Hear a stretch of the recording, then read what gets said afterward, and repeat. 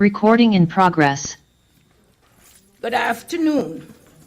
The City Commission Workshop agenda is now called to order. Roll call, please, Madam. Mayor Edwards Phillips, Vice Mayor Coswell, Present. Commissioner Harrison, Present. Commissioner Maxwell Williams, Present. Commissioner Thomas, Present. Acting City Manager Howard, Present. City Attorney Callaway. Present. Madam Vice Mayor, we have a quorum. Okay, good. Thank you. Discussion item 3, discussion. Review of the November 10th, 2025 special City Commission meeting agenda. Are there any, item 4, discussion of proposed ordinances, and then we're going to go to the additional workshop items. Madam ACM. Thank you, Madam Vice Mayor. First, we will discuss our special City Commission meeting agenda. Under item number 4A, we have a proclamation and presentation celebrating Miss Frances Hayes' 103rd birthday. Then we have a proclamation celebrating Small Business Saturday, approval of the minutes, petitions from the public, and then 4E, Resolution 2025-140 of the City Commission of Lauderdale Lakes, Florida, pursuant to Section 82-35683 of the Lauderdale Lakes Procurement Code, and in accordance with that certain formal competitive procurement process identified as request for proposal, community bus service, RFP 25-3410-18R, solicitation, awarding and authorizing the mayor and the city clerk to execute and attest respectively that certain contract by and between the City of Lauderdale Lakes and Limousines of South Florida, Inc., providing for day-to-day management, operation, and maintenance of community bus services for the City of Lauderdale Lakes, north to south and east to west routes in an amount not to exceed $75.50 per hour, effective November 1st, 2025, for a 3-year term with 2 optional 1-year renewal. And we do have Mr. Azam here, or Ms. Sharon Haynes should be here to present this I item. wouldn't mind them. I have a They're not here? We do have Azam online He's to online? present this Oh, item. Miss And we have Ms. Haynes here Haynes, as okay, I well. wouldn't mind her presenting the item.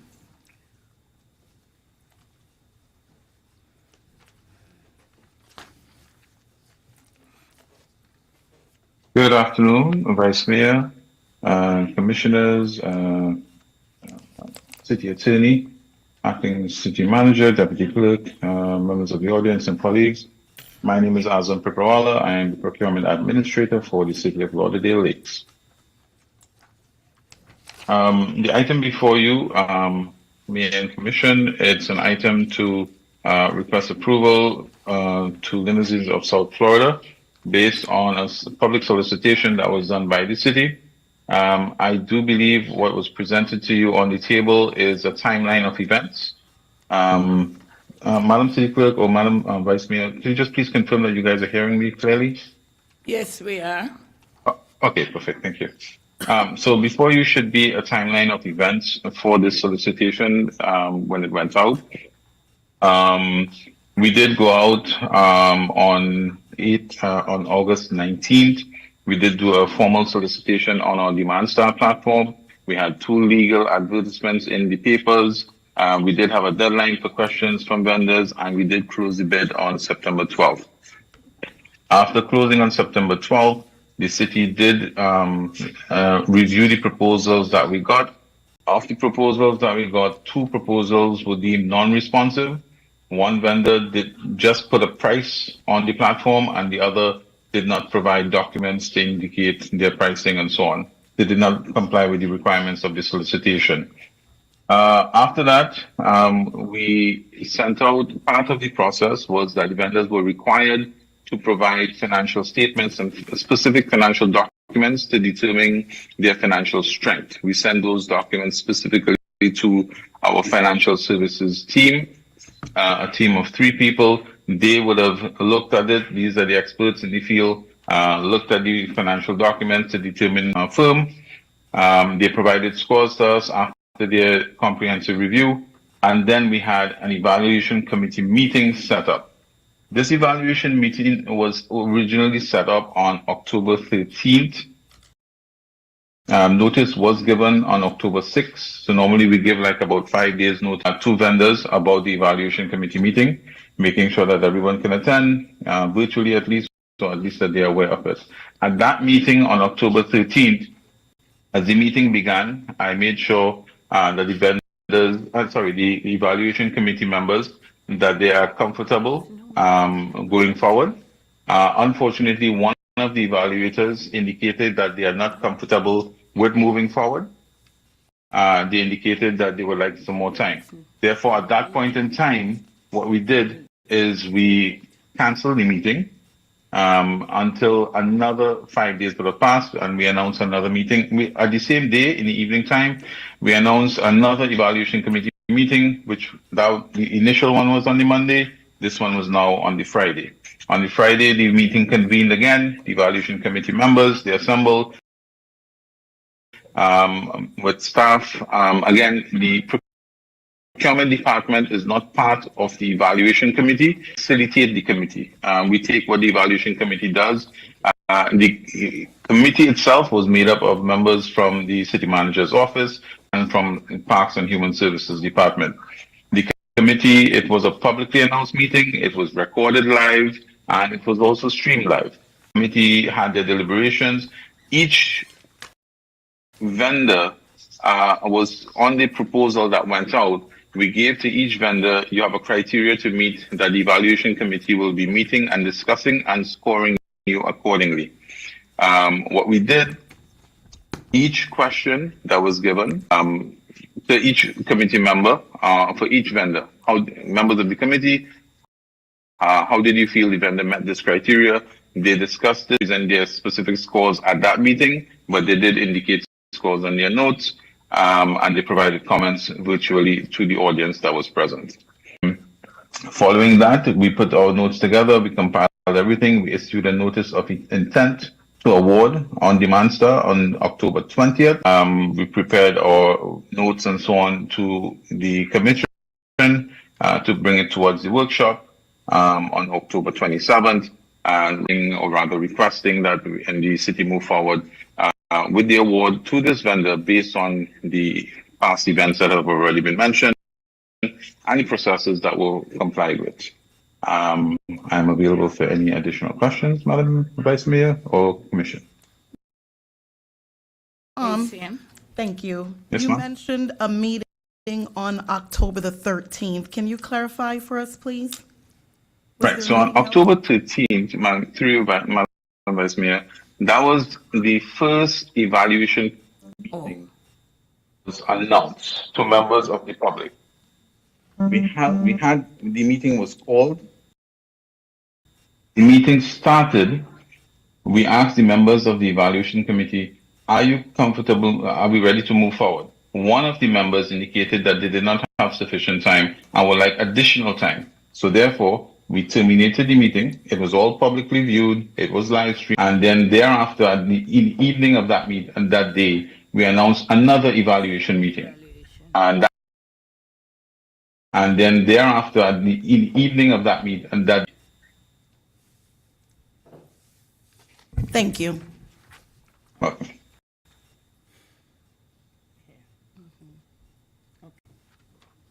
Thank you, Mr. Azar. Is Ms. Haynes or to add to this? Not at the moment. No, everyone, no, not at the moment. Yes. I do have a comment. Public comment, is there anyone that wants come to say something?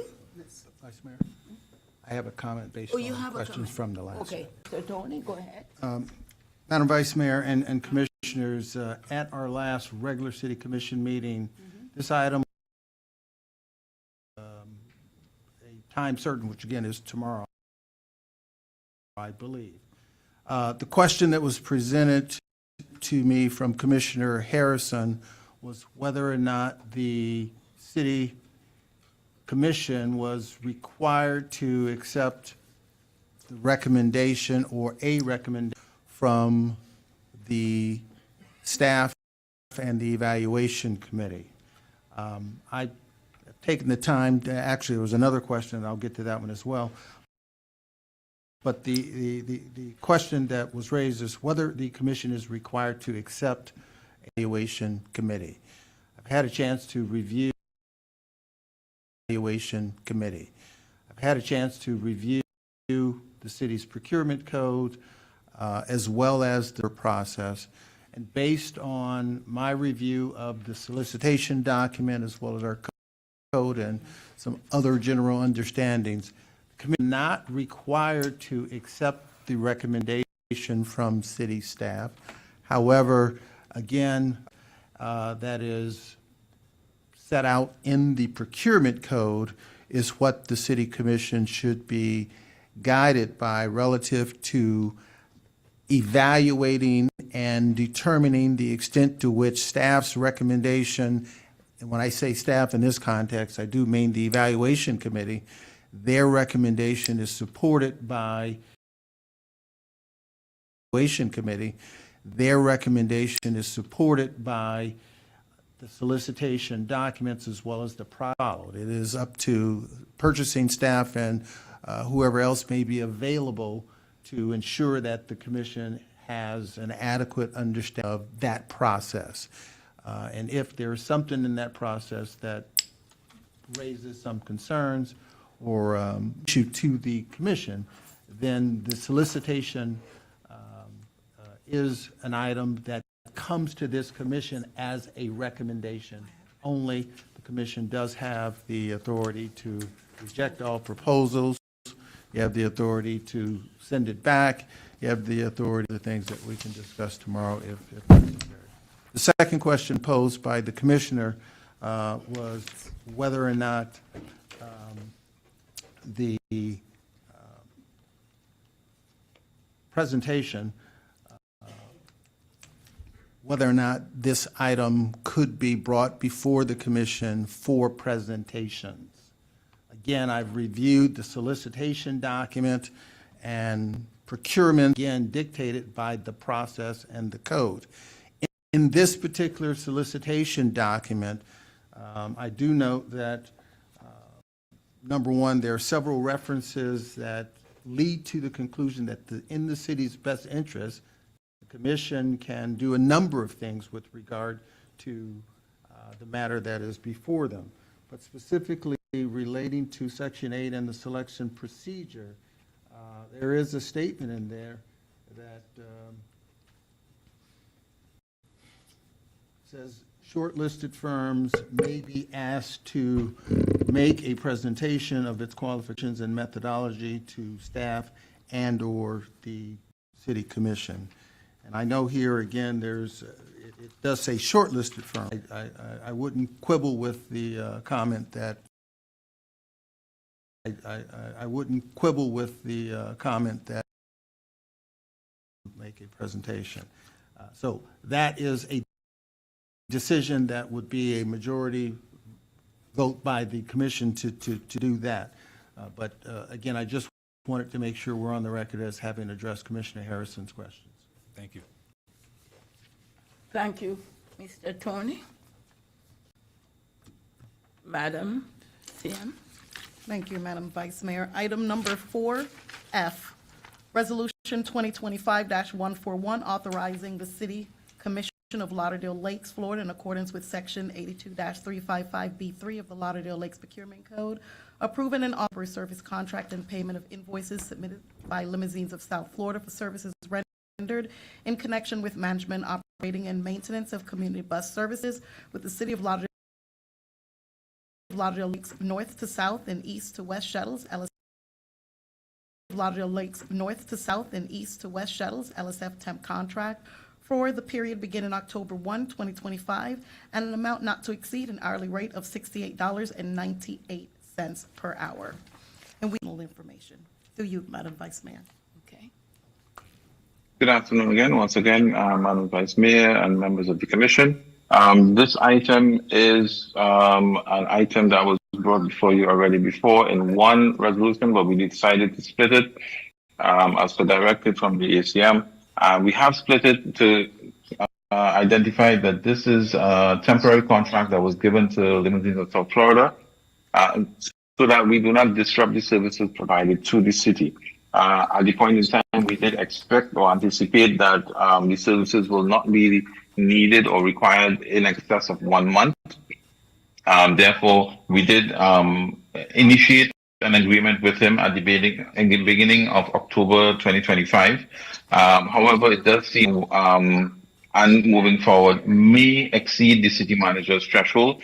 The rate that we've provided there, it's a rate and moving forward may aim at that rate that may exceed the city manager's limit, as well as to until we have established an official contract for community bus services, whomsoever the vendor may be, that we can retain this vendor. The vendor has indicated that he has given the allowance for the rate to not exceed January 2026. So therefore, we do have that comfort zone.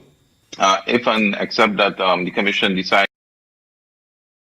we will conclude this rate at the end of October and begin the contract at the beginning of November, if it is that we're going with Limousines of South Florida. And we are so directed by the commission for guidance, as well as we always seek the attorney's advice as well. But the items are brought here in the interest of time to make sure that we are up to date with our request, and we are able to not stop services at all. Available to any additional questions. Okay. Madam Vice. All right. Yes, Madam. Thank you so much. Thank you, Mr. Azam. Just to be clear, this one here is to, this particular resolution is to be concluded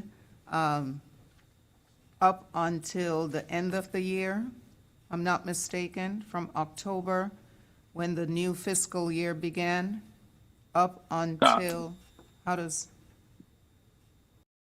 Okay, so through you, Madam Vice Mayor. So this is a temporary contract we have given to the vendor. We will not want to exceed, one, he has allowed us the rate up until January 2026.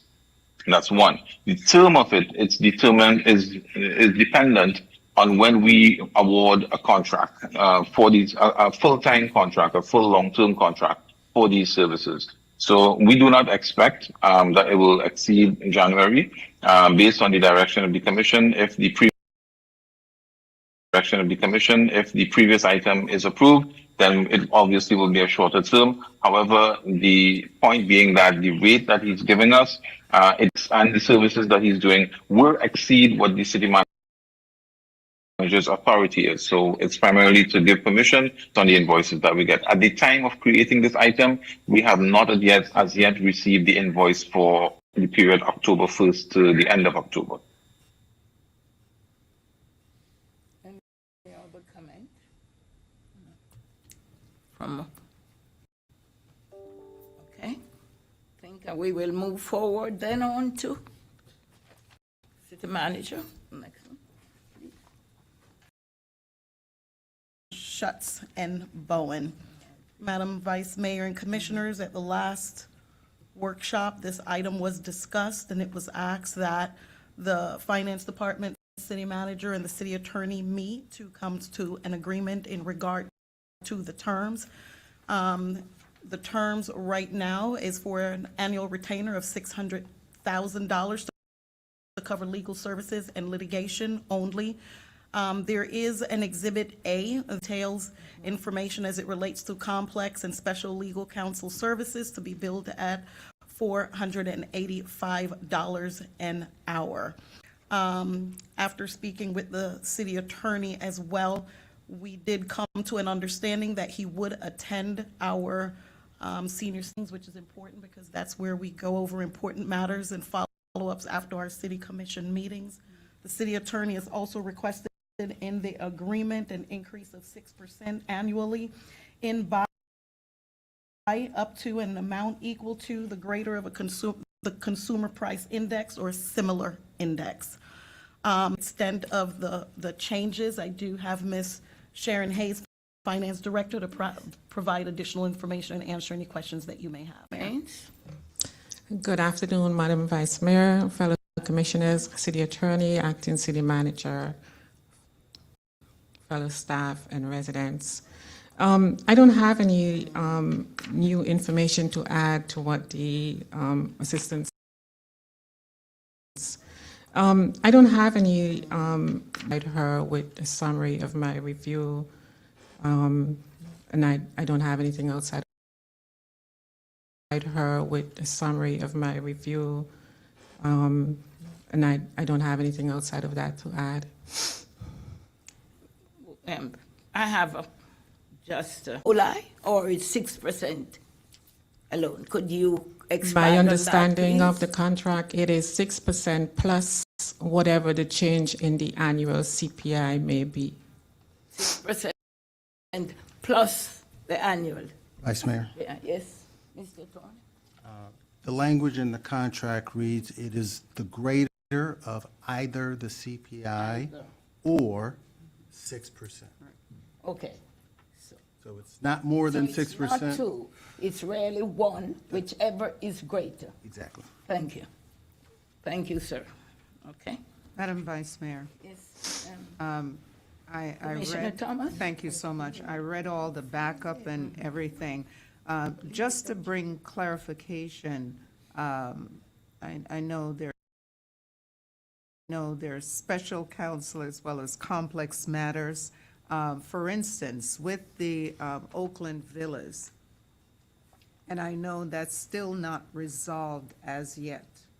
So if it continues to, if it continues to go to the different courts, and I did read in the contract, anything that takes 10 hours or more, that's considered special counsel or Yes, attorney. Madam, through the Vice Mayor, Madam Commissioner, because this matter, you'll recall, as it started, it wasn't in litigation. Right. We were just trying to use our best efforts to purchase it through a public sale. After we succeeded in that, the property owners then went to the next step in their own litigation, and we were required to, we meaning the city, were required to intervene in that litigation. So as it stands now, the Oakland Villa matter for us is a litigation matter. So it would be handled under the complex litigation, not under special counsel legal service. Thank you very much. Any other comment? Otherwise, we will move on. Thank you, Ms. Haynes. Thank you, Madam Vice Mayor. That concludes the special City Commission meeting agenda. So we will now turn our attention to the City Commission workshop agenda. Thank you. We do have a 4:30 PM time certain, but I do not see the speaker here at the moment, and it is in regard to the WOVA item. Okay. So we just skip it. So we can skip for now if you'd like, Madam Yes, Vice yes, Mayor, until she Madam. arrives. Thank you. Now We'll we'll move on to the next. Thank you. When she Item comes. number 5B, discussion regarding Broward Sheriff's Office BSO contract for police and fire services. Actually, that's a 5:30 time certain, so they're not here yet. We'll move on to item number 5C, which is actually a 6 PM time certain. So we'll move on to our presentation, Early Learning Coalition of Broward County. Okay, and I think they're here. That's a Sorry, 6:30 that's a 6:30, time yeah. certain.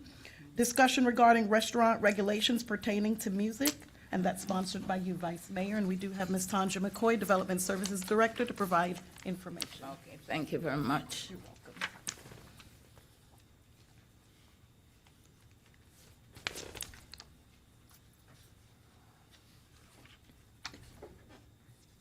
Thank you, Ms. McCoy. Good evening, Vice Mayor, Commission, City Attorney, City Clerk. I am here to answer any questions you guys might have about the restaurant regulations. Currently, that is going through the Planning Board as a review of our current code and in order to gather some suggestions from the Planning Board and then bring forward to the Commission in a workshop item as well. Okay, thank you. Ms. McCoy, I can recall, I think, as far back as 2023, we were having discussion, the commission was having discussion about bringing live music, whatever it is, to the restaurants. When I came here years ago, city of Lauderdale Lakes was a sleepy place for old people. It's not again. There are much younger families moving in, and they, I think, they really want something. When I'm going to bed at 10 or 11, that's the time. Here, I would hope that we are going to update the code. I think you said you brought it to the Planning and Zoning Board. Were any of the restaurant or any of the stakeholders there at that meeting, or did anything went out to tell them we were having a meeting and that we needed their input? Yes, through you, Vice Mayor, there was a few restaurant owners did attend the Planning and Zoning Board meeting, and that was a pretty lively discussion in terms of what the needs are. Some of the things that we talked about during the meeting included the time frames, hours of operation, how we would look at noise, working with BSO and fire, of course, to make sure that occupancies and any type of security requirements would be in place, which restaurants would be allowed, what zoning districts would be allowed to have this type of activity, and pedestrian walkways in terms of if there was going to be any type of outdoor dining we spoke about, and then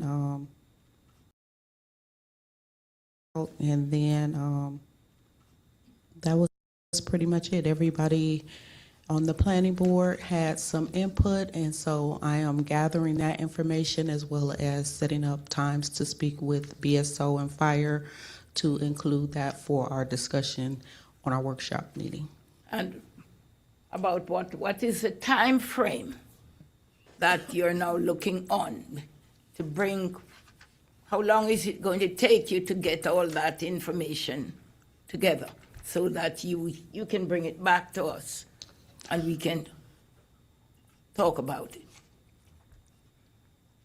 I would like to bring forth a discussion in December if possible. I know we're going to have, if not, it would be first of the year for sure. If not, it would be first of the year for sure. Okay, thank you. Well, Madam Vice Mayor. Madam. Thank you, Ms. McCoy. Wanted to ask you if you're going to take into consideration, I know, was it Carnival weekend? Yes. If that is being taken a look at, if you had done a survey as to, I know we had limit a time when the restaurant would be open and those that were providing music. Will that be given some consideration through you, Vice Mayor? Through you, Vice Mayor, absolutely. I saw a survey go out through the PIO's office, and so I'm waiting for that information to come back to me, but I'll also be speaking with BSO and fire because I know they were watching as well in terms of how those events took place on that weekend. So those are some of the things that we'll be discussing. Thank you. Madam Thank Vice you. Mayor. Go ahead, Thank you. Harrison. Thank you for the presentation, Ms. McCoy. You said a survey went out from the PIO office. When did that survey go out, and how many responses do we have to date?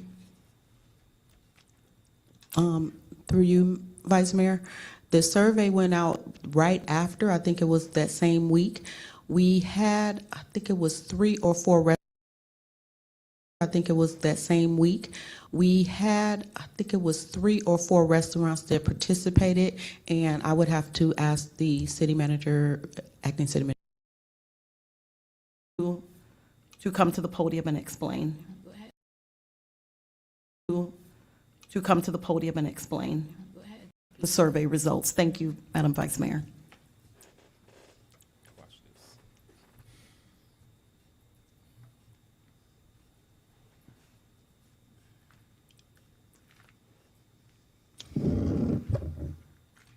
this. Good afternoon, Madam Vice Mayor, Commissioners, Acting City Manager, City Clerk. The survey went out to the 6 restaurants that participated in the things. The others, we have reached out to them again up to late last week, and we have not received a response from them. So our next, what we're going to do is actually go into the restaurants and actually speak with them personally, because getting them through emails and through phone calls has been proven to be a bit problematic. So I'm going to actually just walk into the restaurants and speak with them.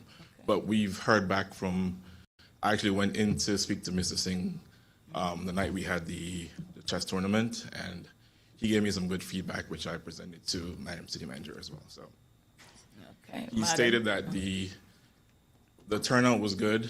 He saw people that he's never actually seen in the store.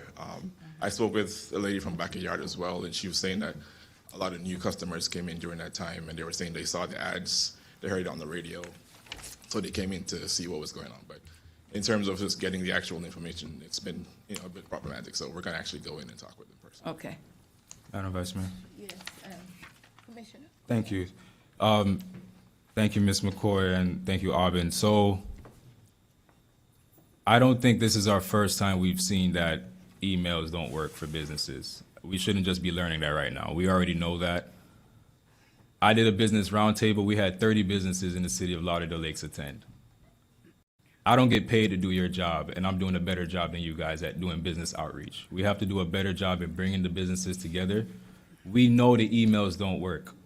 You have to go in there and speak to these people from an outreach perspective. That's the only way. That's the only way. Secondly, we talked about the noise, which I am also in agreement with, the music, sorry, not the noise per se.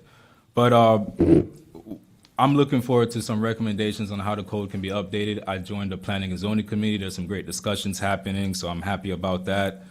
And I did also visit some of the businesses on that carnival weekend. And what's happening is that even though we have these rules in place, businesses are still doing what they have to do best to be businesses. So no outdoor seating allowed. Businesses are still going to do it because that's just the vibe, that's the culture. They don't understand why we have that rule in place. So whatever we can do to expedite this process, I'm a huge fan of that. I want to help with that push, us as commissioners. But let's try to make it a comprehensive approach. So not just looking at how long they can play music at night, but also are they going to be allowed to have a stage? Because one of the main things, including Sings, Backyard and Montego Bay Restaurant, the Korean restaurant, they're all saying we cannot make money. They're all saying we cannot make money off of food alone. And they're competing with people down the street in Lauderdale, Margate, Oakland Park. The city should not be the biggest obstacle to our business's success. Also, one thing I hate about government is things take too long.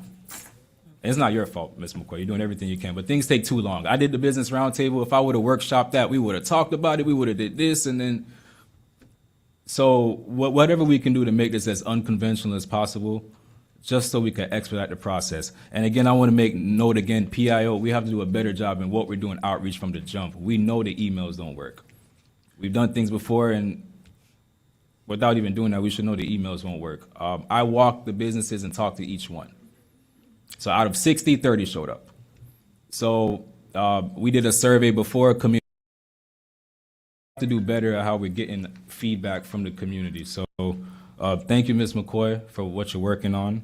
I'm a huge fan of it. I just want to make sure that as we get input, we're working very hard with getting the businesses involved and getting their buy-in, but also making sure that we're looking at not just how long they can play music, but also that they can facilitate music and performances and these types of things. I also wanted to make a suggestion, and this is to my colleagues to chime in, but in regards to safety, safety is the #1 issue right now in the business community. This is the feedback I've received. And I personally don't think that making them have to hire a security guard is enough. I think they have to be required to hire one BSO officer per certain amount of people. So if you have a party doing, and it's 500 people, every 200 people, you need one BSO officer. And the reason why, I think, because of our culture, we don't want to go back to 2023 and before when we had the crime issue. And I think BSO is the most effective deterrence we could use, more than just a security company. So if they want to hire a security company, that's cool, but from a city perspective as code, I think we should implement in there, they must hire law enforcement to be a part of that security precaution. Thank you. Ms. McCoy, maybe it's not for you, but do you know when was the last time the code was updated? Through you, Vice Mayor, some of the code is very, very old. I would say some of the major updating has happened in 2006, 2007, and then some minor updating throughout the process since then.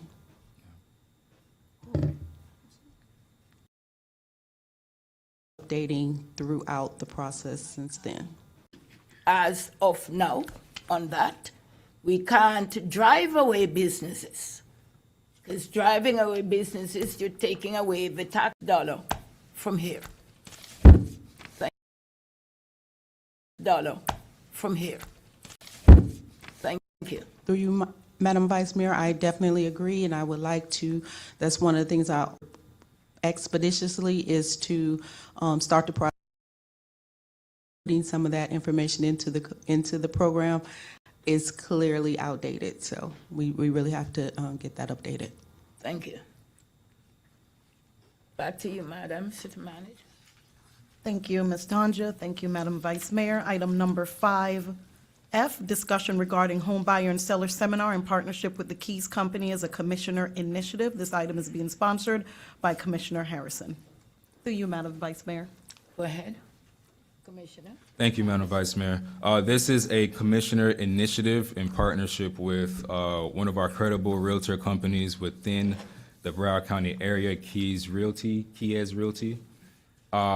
We are looking to possibly do a workshop for home buyers and sellers for people to be able to know the importance of home buyership, but also learn about finance options, credit requirements, down payment assistance programs, understanding the inspection and appraisal process, connect daily with trusted local vendors, and get pre-qualified.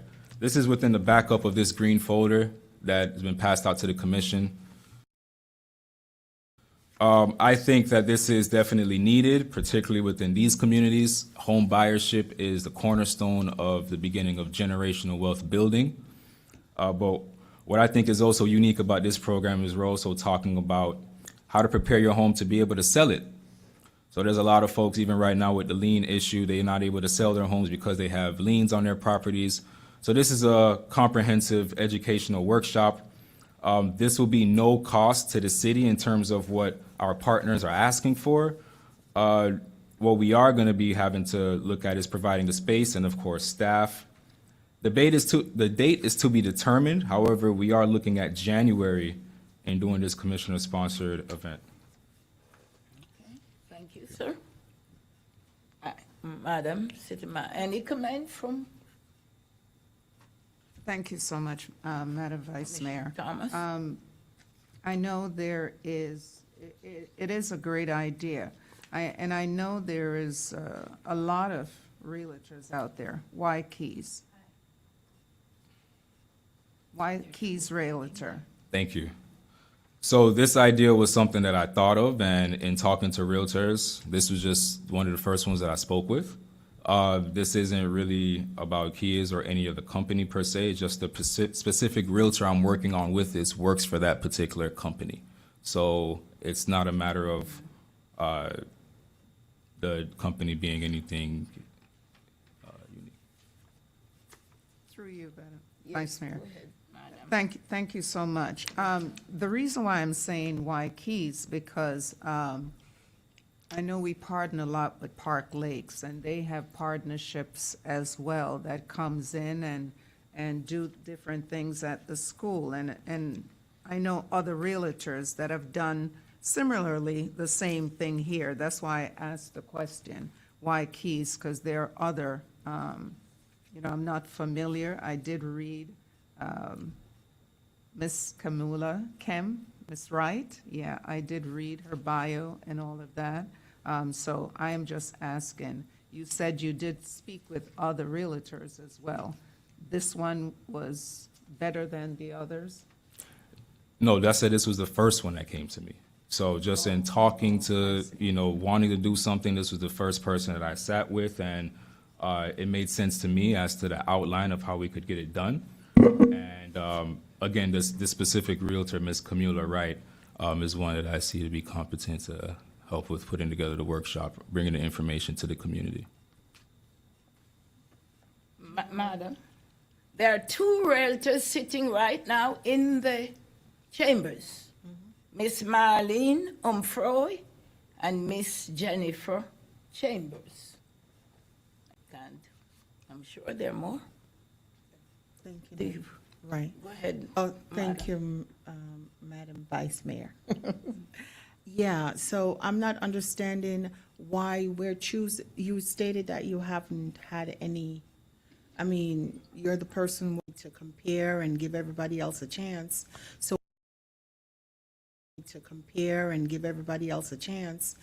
why did we just chose her? As my Vice Mayor said, we have realtors in Lauderdale Lakes. So I think we should utilize our resources in our, the people that we have in our Lauderdale Lakes. I think their presentation. So we should go down that avenue also. Give everyone a chance. Madam Vice Mayor? Go ahead. Thank you. Yeah, it wasn't about choosing one person over the other. That's not what I said, but I think that's how the conversation is being framed. If Ms. Marlene Umfroy and Ms. Jennifer Chambers, if they can speak now, if they would like to partner with this workshop and help provide information, I would be more than happy to. I'd like to solicit the question to them if they'd like to partner with this. If they will, If they will, yeah. okay. Anyone for the challenge? Please speak for the record. Thank you. And state your name and the company. Do we you support our residents? Good evening, Good evening. Commissioner, Mayor, Vice Mayor, staff. I've lived in this city over. Please state your name. I am madam. Marlene Umfroy. The company I work for is United Realty Group. A little bit about my company. Only experienced realtors can be a part of that company. Because we get no help. We do our. I'm more than qualified to be a part of this. There are other companies, such as many title companies, to be a part of this. First-time home buyers program. First-time home buyers program. Thank you. Thank you. So she'll join it. Awesome. Thank you. I don't know, through you, Vice Mayor, Ms. Chambers? Do you want to add on or?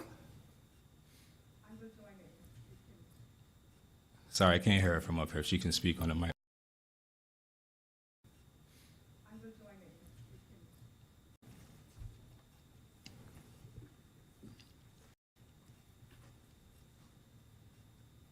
Good evening. I'm Jennifer Chambers Condi. I'm a Florida realtor, has been a realtor for a long time, resident of Lauderdale Lakes, and I'm willing to help anyone purchase of a home. I also work with Charles Rottenberg. They're united, and I'd be happy to join. Thank you. Through you, Vice Mayor. Sorry, which company are you with? Which real? Charles Rottenberg. Charles It's Rottenberg, okay. an affiliate of United. Okay, so you both are affiliates. Okay.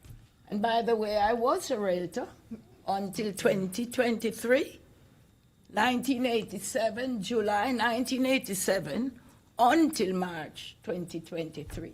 You're young, you can do the counting, okay? Thank you. Vice Mayor? Yes, sir. Go Thank you, thank you. I just wanted to say that I'm open to, again, we're here to workshop this. So what we're saying is we're now including 2 Lauderdale Lakes residents with their realtor experience to be a part of this workshop that we're looking to host. So I'm more than happy to include United Realty Group and the Charles firm along with Kies so we can bring some great information to the community. Okay, thank you. Thank you. Thank you so much, Madam Vice Mayor. Just for clarity, so that staff is aware, just want to ensure that we have commission consensus to bring this item back to our next city commission meeting in the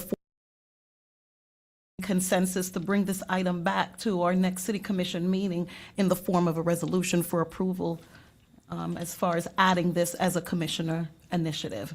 And then the requirements as far as, I believe the commissioner mentioned, staff, and Space. a space. And the time in January, the date is to be determined. I would add that we put the additional into the resolution as well, in being in The collaboration. additional vendors, right? Yes. Yes, that's what I mentioned, all three. Awesome. Okay, Madam City Manager, ACM. Item number 5G. Discussion regarding Lauderdale Lakes Quarterly Jobs and Career Fair as a commissioner initiative. This is sponsored by Commissioner Harrison. Okay, Commissioner Harrison. Thank you, Madam Vice Mayor. I would like to pull. Commissioner Harrison. Thank you, Madam Vice Mayor. I would like to pull this item until further notice. Okay, you're gonna put it? Okay. Yes, thank you. Item number 5H, discussion regarding Commission Connector as a You're going to recognize me, Madam Vice Mayor? Madam, Hey. Commissioner Harrison. Thank you, Madam Vice Mayor. Okay, All right, this is the Commissioner Connect Tour. This is an initiative that's focused around reaching out to residents and talking to them, as well as businesses, churches, and going door to door to talk to residents about how we can better improve the city of Lauderdale Lakes. This is a commissioner initiative, and it'll be slated to start as soon as we approve through resolution, if we were to move forward and approve. just one moment. Elaborate on that.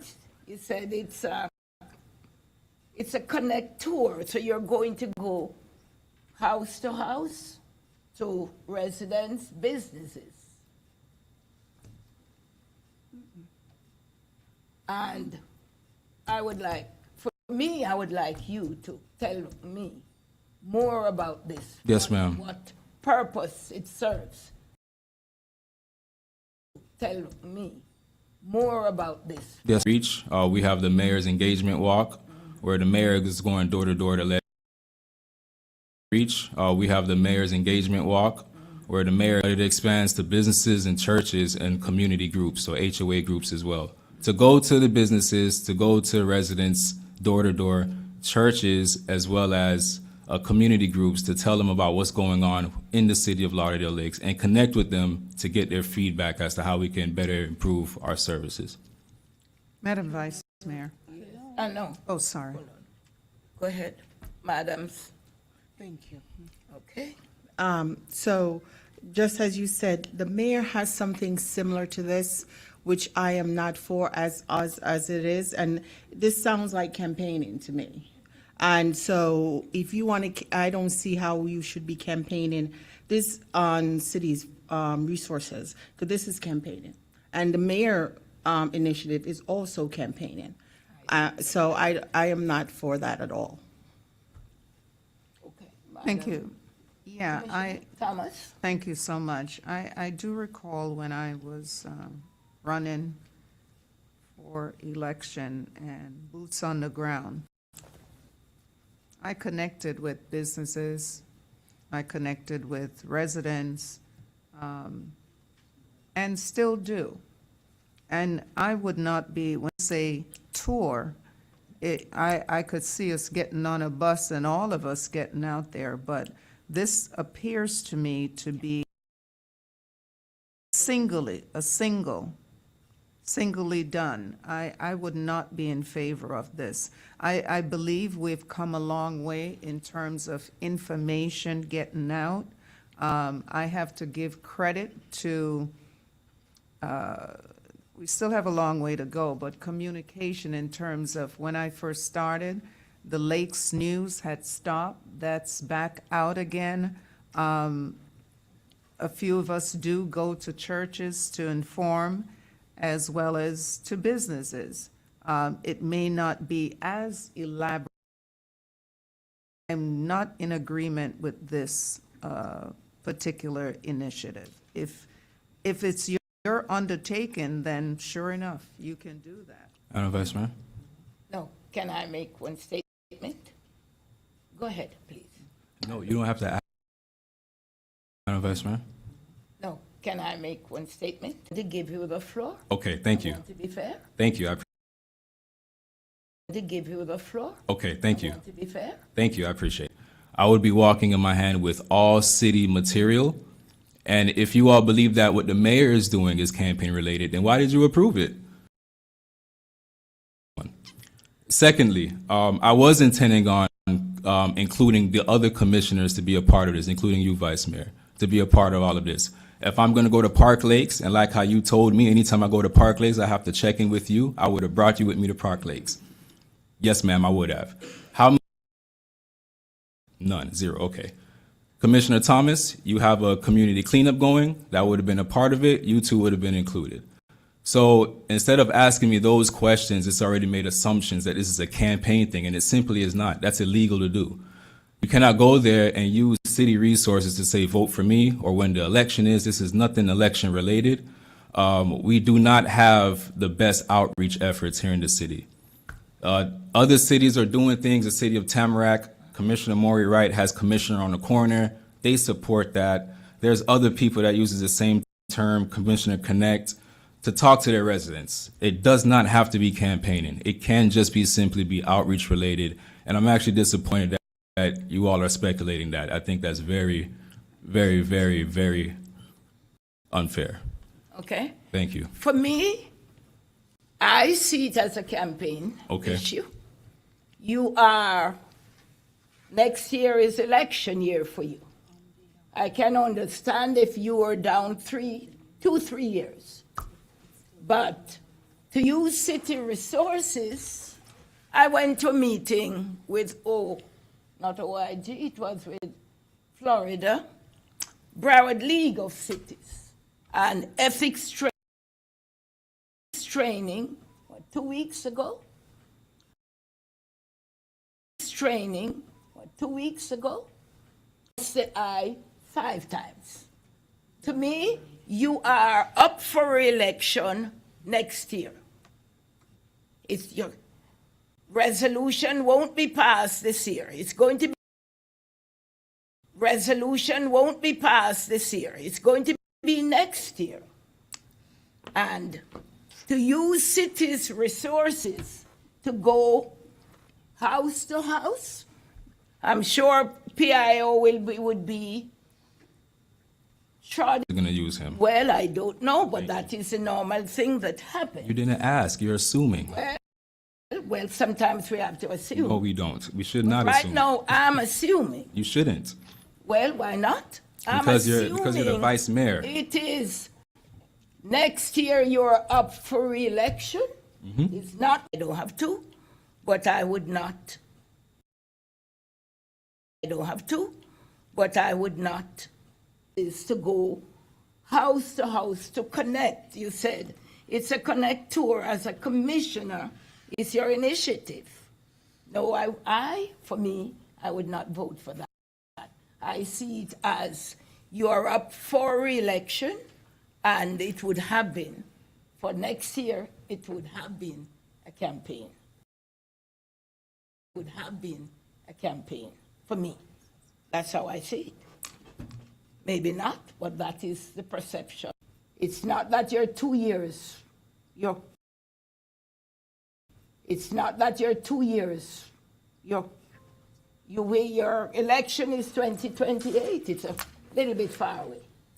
Everyone is now in campaign. This item is not about my campaign. It's perception sometimes. Your perception, but thank you. But you have to remember, perception can be, don't have to be true. But right now, the perception for me is, can be, don't have to be true. But I still go out and meet with residents and knock on their door on my time, not costing the city any money. But you said you want it as a city's initiative. which means you are going to use city's resources. No one would prevent you to go knock on anyone's door, go to any restaurant, any business. But for me, I would not be in favor of using city's resources for you to do the same thing that you can. Knock on anyone's door right now, go to any business, now tell them who you are, what is the city doing, or what. So for me, it's a perception. Maybe sometimes perception can be wrong. You're not wrong. Okay, thank you. Madam City M, please go ahead, please. Thank you, Madam Vice Mayor. Item number 5I, discussion regarding the upcoming organizational meeting. Each year in November, we do re-elect our leadership positions, which is detailed as the Vice Mayor, CRA Chair, CRA Vice Chair, Florida League of Cities Delegate, Florida League of Cities Alternate Delegate, National League of Cities Delegate, National League of Cities Alternate Delegate, and Broward MPO.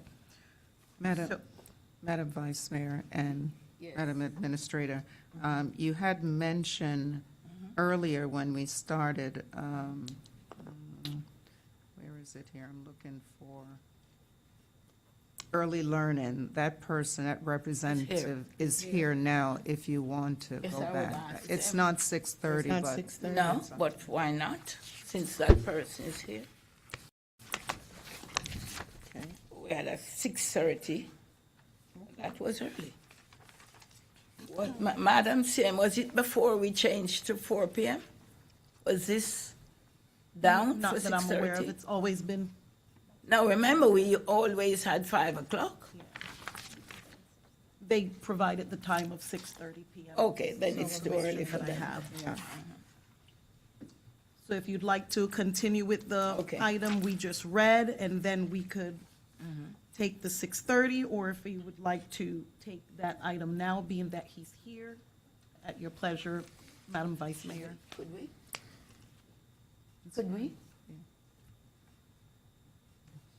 Mr., I think it's Anthony, And so, answer the third. Good evening. Would you like me to continue item number Yes. 5D, presentation, early? Number 5D, presentation, Early Learning Coalition of Broward County update. Through you, Madam Vice Mayor. Please, sir. Go back to the first. Good evening, everyone. If it's okay, I'd love to be able to hand the commission, if that's okay? Please go. If that's okay? Please go. At the luncheon. State your name for the record. Sure. And so Pratt III, Senior Director of Communications and Outreach at the Early Learning Coalition of Broward County. Address of ELC Broward is 1475 West Cypress Creek Boulevard, Fort Lauderdale, Florida. Well, good evening to the commission and staff. On behalf of the Early Learning Coalition of Broward County, I want to take this opportunity to thank you all for allowing me an opportunity to share with you an update about the impact of the Early Learning Coalition Broward County School Readiness Program. Your partnership has allowed us to make a lasting impact right here in the great city of Lauderdale Lakes, my hometown where I grew up at. During the 2024-25 fiscal year, the Early Learning Coalition of Broward County helped 791 Lauderdale Lakes children receive affordable, high-quality and financial relief to over 484 Lauderdale Lakes households, hardworking parents who can children are safe in a nurturing environment. Lauderdale Lakes is also home to 17 childcare small businesses who together received $3.2 million in subsidy payments to support their staff, operations, and educational quality. Inside your packet, if you look, there's a list of the Lauderdale Lakes childcare providers and the total amount of subsidies that was paid out to them. So if you look at this sheet, the pink one, This gives you a quick snapshot of some of the data statistics that I just went over. And then the other sheet that should be right behind it, these are the payouts, the statistics that I just went over. And then the other sheet that you pay to them as subsidies just for the 24-25 fiscal year. Many of these centers have also shared how majority of their children are served through the school readiness program, which truly shows how vital this program is to the community and families and small businesses. So again, we thank you in the city. We thank the city and staff for believing in the work. We thank the city and staff for believing in the work and investing in Broward children. And together, we can help more families on the road to self-sufficiency. And I'm open to any questions you may have. Oh, actually, one last thing, point of personal privilege. So ELC Broward is the state-appointed administrator of all early learning programs for Broward County, the largest being that of the school readiness program. But I gotta give a shout out to our VPK, a volunteer president assessment of kindergarten readiness. I think 30 or so years ago, we used to hear about how if kiddos are reading on third grade level, it's an indicator of how well they'll do throughout the rest of the school year. But now studies have come out and said it's also just as important for them to be kindergarten ready. So the state has come up with a formula. If you look at this sheet right here, it's looking at the gains that the kiddos make as well as with their class scores and other assessments. And in short, if you look at the top left, it tells you how the state of Florida is doing with regards to child care providers that meet or exceed expectations. They're at 88.5%. For Broward County, out to the city of Lauderdale Lakes, where all 100% of your child care providers are actually scoring at or above meeting expectations. So bravo and kudos to you all. Bravo and kudos to the Early Learning Coalition. Kudos to you all. Bravo and kudos to the Early Learning Coalition of Broward County's education team, who works with a lot of these as well. They had a couple of videos just for you to check out, showing you about how we did our Broward Early Educators Conference earlier this year at Board Anderson High School. We also shared some testimonials for some of our child care providers about their staff going through the early education boot camp classes, or just how the school readiness programs impact their business. So I'm open to answering any questions you may have. Any questions? We met you today, few of us. We met you today, few of us. For those who did meet him, any question that you have? That's great. I would love to collaborate with you with my literacy program that we do here. So Really? definitely will reach out for that. Great. Well, love to absolutely connect with you. My contact information is on the inside, but just in case, if any of you want to take down my the email I department, it is communications, the word communications with the S at the end, at elcbroward.org. And speaking of literacy, we do have a program that I'm not sure if I put the flyer in there called our Bookworms. Florida to put free books in the hands of all Broward County kids that's 5 and under.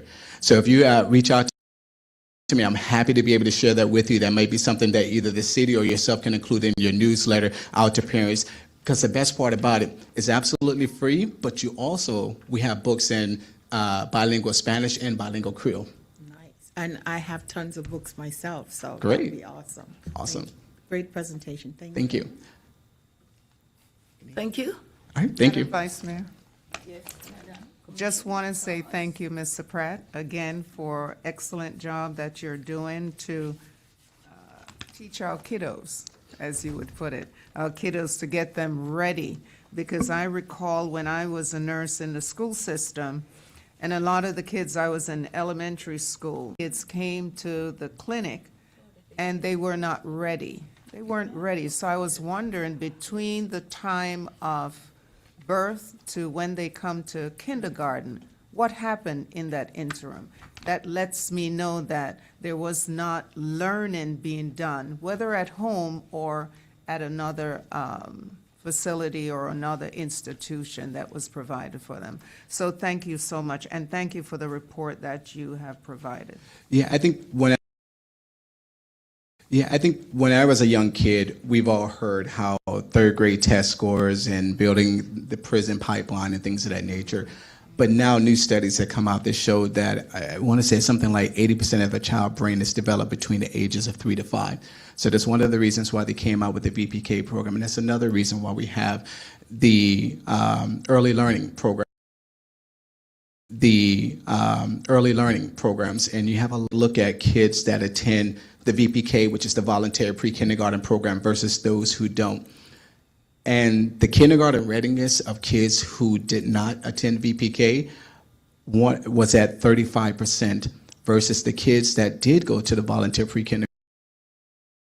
So just being able to have them in that nurturing environment that's showcasing best practices of engagement with young kiddos does help kids with being able to be their best and thrive. So whatever we can do to being able to be their best and thrive. So whatever we can do to be able to help you all with getting the word out there and in promoting the services and resources that's available to your residents, we're happy to do so. Thank you. Thank you very much. All right, thank you for your time. Item number 5I, Item number 5I, discuss themselves. We'll be bringing this item back at the next meeting with a resolution. We'll be bringing this item back at the next meeting with a resolution with your leadership positions. How do you want to do it, Madam? I do not. And commissioners? You want to do it now, or you want? Yeah, recommend. We have to wait until the mayor comes recommend. Yeah, like she has an input. Yes, Mr. Tony? Excuse me, Madam Vice Mayor and Commissioners. I want to be clear again, because the item reads the city's organizational meeting. Under section 3.09 of your charter, the organizational meeting for the city, really, the crux of it is to provide for the appointment of the vice mayor for the following year. Oh. And so, again, I just Oh, encourage you to, So could we? I know the city manager is So could we? I know the city manager is referring to other organizational programs that you'll be considering, but I don't want it to be confused with the true purpose of the organizational meeting, which is to ensure that there is a continuity of leadership, and that comes through your charter by virtue of the city's commissions, your appointment of the vice mayor for the next year. Oh, can I ask a question? Just one moment. Okay. So we would be able to do it this evening then? Yes. Mr. Tony? You can discuss, obviously, again, it's a workshop, what that vice mayor appointment looks like. You certainly are able to discuss that. Yeah, so we are discussing the vice mayor role. So I am nominating Commissioner Sharon Thomas for that role. And I second the motion. Again, Madam Vice Mayor and Commissioner, and make it known Yeah, as I know, what I you'd know. like to see I'm making my happen. point. But That's my point. we're not taking, we don't want to. Not taking a motions vote. or- I'm just or- making my point that I nominate Ms. Sharon. I said I second the motion to Yes. nominate Yeah. Commissioner Sharon Thomas as vice mayor for the 2026. Thank you. Here. And next, we have CRA Chair. No. I think I would prefer only doing that because the mayor is not here. And we don't know what role she wants to play. She cannot be a vice mayor because she's a mayor. Okay? So we can do this and then we leave the others until she Right. gets here. Thank you. She Right. gets here. Thank you. Okay, thank you. Makes sense. And Commissioner Thomas, you can vote, you can say something too, you know. Are you willing to accept the Yes, position? she didn't say if Yes she's. or no? Yes, I'll accept. Okay, thank you. The 5 o'clock, the 4. Got it. Yeah, okay. Please go ahead, my dear. Thank you, Madam Vice Mayor. We do have a presentation regarding Women and Veterans Affair, WOVA Christmas Toy Giveaway on December 20th, 2025. Coming in. And we do have Miss Linda Hewley through Commissioner Carleen Maxwell Okay. Williams. Okay, Miss Hewley, Hugley. I'm teasing her Hughley. with the name Hugley, Hughley. While she's on her way up, Okay. Vice Mayor. So the last conversation we had a lot of people last year, and yeah, and so I think the mayor was concerned of how we are going to structure it, that we don't have an overflow and of last year, and using the facility, and it's a collaboration between she and WOVA and Commissioner Maxwell Williams. So she's going to give you the structure, how we're going to put it together, that we don't have that overflow and that chaotic like we had last year. Thank you. Okay. Good evening, Vice Mayor and all the commissioners. For the record, my name is Linda Hughley. I'm the CEO and President of Women's Veteran Affairs. Thank you for having me this evening. And I'm here with the concerns of utilizing the facility for the Women's Veteran Toy Drive, along with Commissioner Maxwell Williams.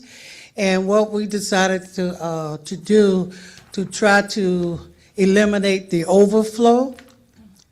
So we're going to, it's going to be by invitation only. We're going to do invitation only. And we also going to eliminate kids that are not of age to enter into the room. Last year we had, our toy drive goes from the age of 3 to 12. So last year we did have an overflow of larger kids in the building. So if they're not invited, we won't be letting them in the building, and we will be we won't be letting them in the. We would know the account. We would know the account. Madam? Yes, Madam Vice Mayor. No question. Have you thought about, even with a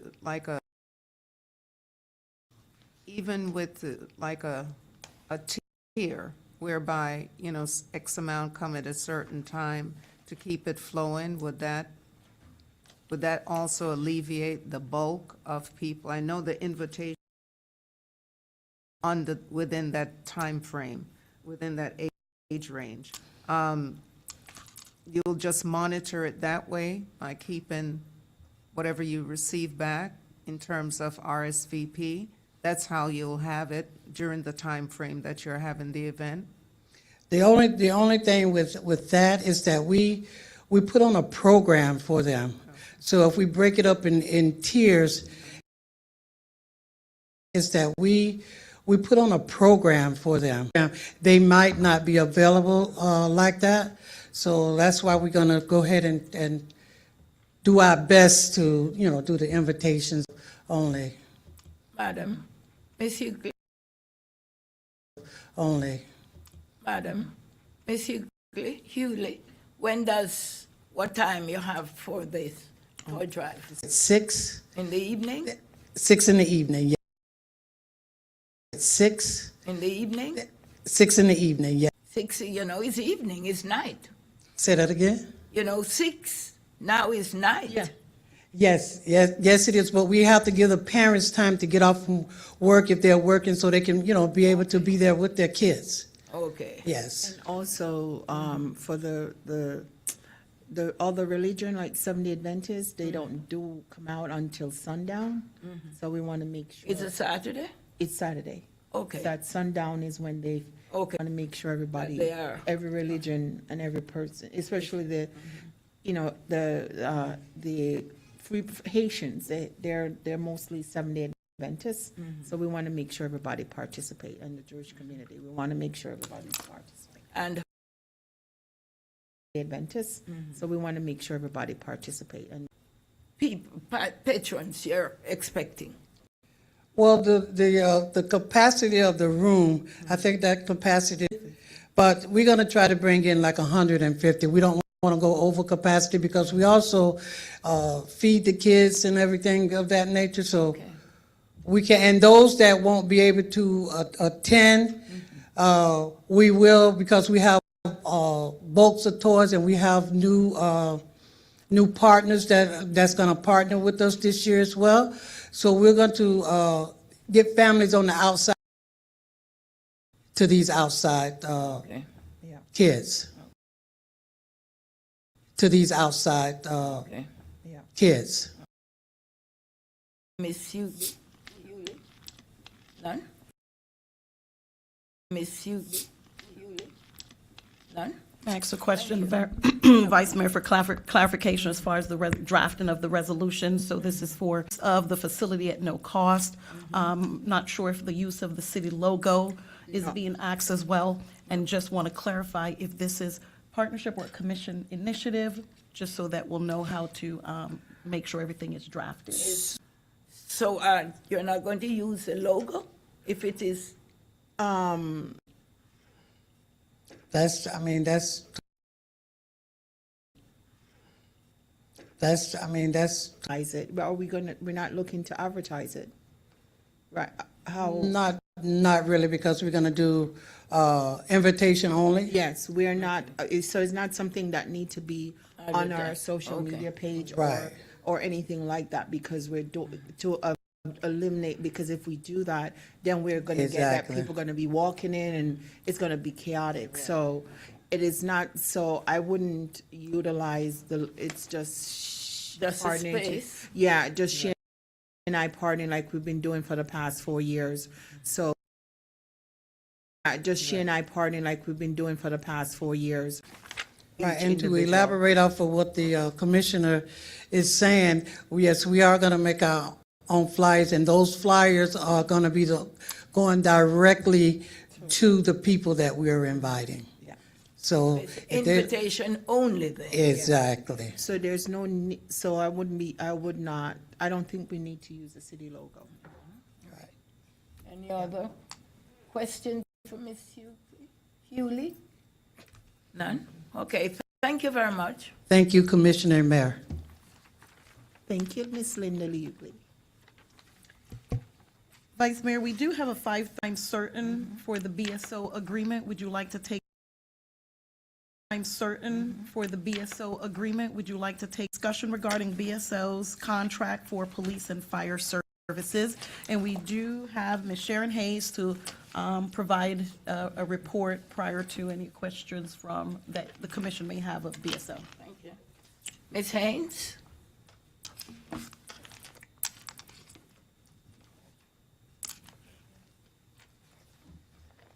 Good afternoon again, Vice Mayor and Commissioners. The contract with BSO is for the fire and police services that is provided to the City of Lauderdale Lakes. The current contracts in place expired at the end of September of this year. So the city needs to renew those two contracts. To give a summary, the proposal includes an overall of 15% for personnel, operations, and transfer on the Didn't hear police that. side, Could you- 15%. And on the fire side,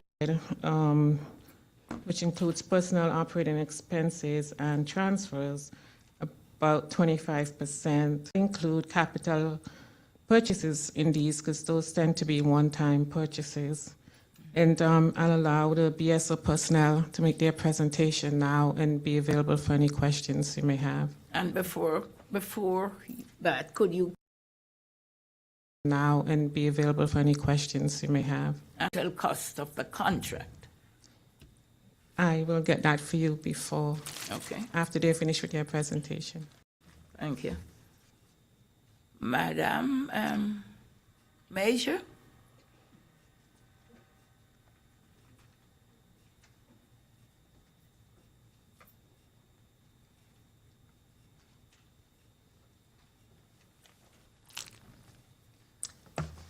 Good evening, Madam Vice Mayor, fellow commissioners. Major Stephanie Coker with the Broward Sheriff's Office. Good evening. Assistant Chief Eric Busenberg, Broward Sheriff's Office Fire Department. Okay. Could you spell your name for me if you don't mind, please? Yes, ma'am. Coker. C-O-K-E-R. E-R, Coker. Coker, yes. Okay. Thank you. Major Coker. Go ahead, please.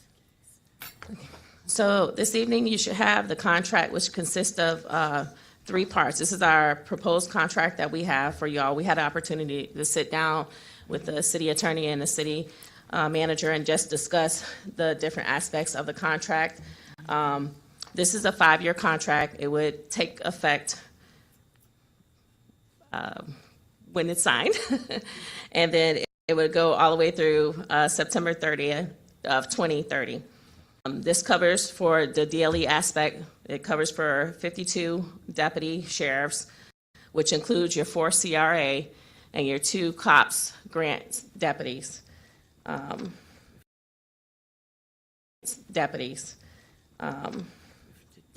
contract also lists in there what our total cost for consideration for this fiscal year for 2025, 2026, and it was $11,478,467, and that's listed in Exhibit B of the contract.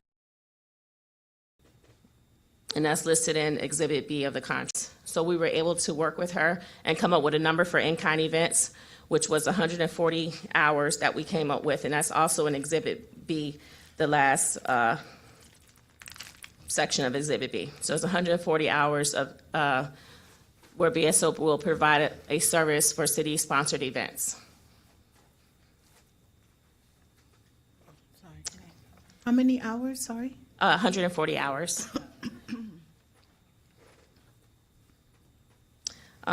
Also, we were able to, I know the finance director had wanted to make sure that we provide the city a copy of its annual comprehensive financial report. We were able to address that with her as well, and we were able to add that into the contract as one of the items she wanted in there.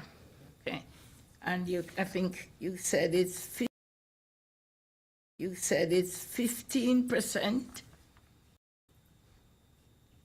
Is it 15% yearly, Ms. Haynes, or 15% now? Could you let us know? 2026. Mm-hmm. And 2026. Mm-hmm. And yearly, after 2026. New amounts to be presented, new considerations to be presented in May of every year. Back to us then. Yes, every year in May, the county would provide us with their costs.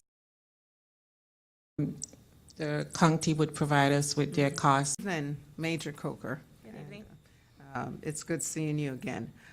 Could you walk me through when a BSO is hired? I know they're hired by the sheriff's office, right? Yes. Okay. But they're assigned to a district or a city. So when they're assigned to a district or a city, of their payment and all, that's what we're looking at here. Yes. Right? Okay. All right then.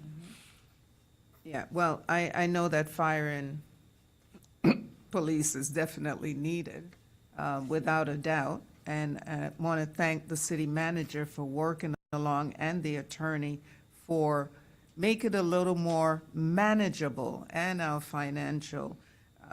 Is it something that's way out? Yes, it is. But it's definitely with all that's been transpiring with the new laws and all of that, we definitely need the services in our city. So I have looked at this city. So I have looked at this. I don't have, I just wanted to get that link. And the in-kind, through you, Madam Vice Mayor, the in-kind, so that can be used that perhaps specially. So the in-kind events, any city-sponsored event, the city manager will work alongside the district chief and they will come up with a number of deputies to work an event, and they will cover whatever event they select.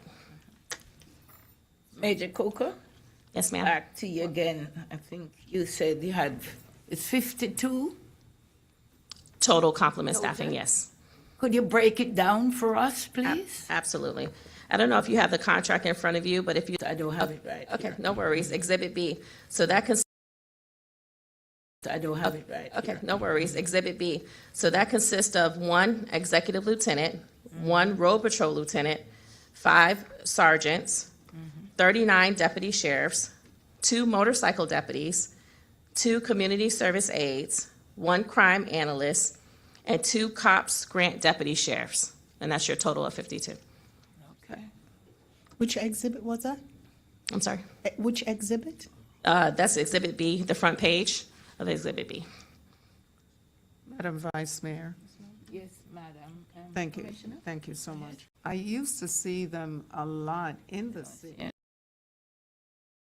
I used to see them a lot in the city, especially on 24th Street. I know this may not be a your question, more so to Captain Phillips, but I barely see the motorcycle. They used to be very prevalent. Are they, they used to be more prevalent. Yes.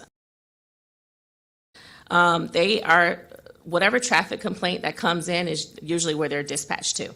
So if we're getting various traffic complaints coming in, and they'll put them there. So if they're not on 24th Street, maybe we haven't, and I'm just assuming, maybe we haven't gotten a complaint in that area lately, and they branch them out to different.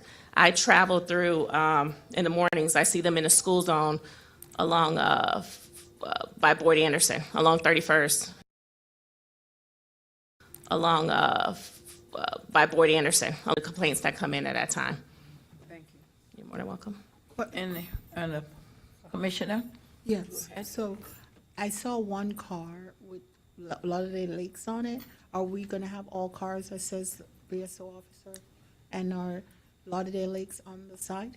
Yes, if they are assigned to the city of Lauderdale Lakes, their vehicles will have Lauderdale Lakes on them. Yeah, I like that. Major Coker? Yes, ma'am. Our COP, I think we have only one car right now. Is there anything in the works? To maybe 2, another 2, making it 3? I would have to get back to you on that one. I'm not 100% on the, how many COP cars we currently have. Thank you. Madam Vice Mayor, Yes. just want to provide some Go clarification regarding to the BSO and fire contract. So this increase was as a result of a salary study that was done. And currently, the increase is 15%. This is for year 1, but year 2, there will be another increase, and I believe that it increases at 5% each year, with the exception of personnel, which will go up to 13%. And the city attorney can add or the finance director, but I just wanted to just provide the commission understands that this is just the first phase of the salary study, and the second phase will be implemented next year, so you will see the Another balance. 5%. Actually, another, I believe, 13% as far as salaries. 15 right for now. And another And another 13% in year 2. After year 2, I'm really not sure what the increase is going to be at that time. So yes, if you don't mind, I could chime in. So yes, year 1 is your increase with the initial for salary study. So the city wasn't hit hard. It's a total of actually supposed to be about 21%, roughly.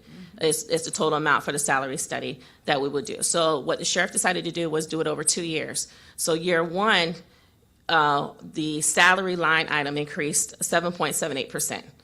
Year 2 is estimated to be about 13.05%, which is in the contract.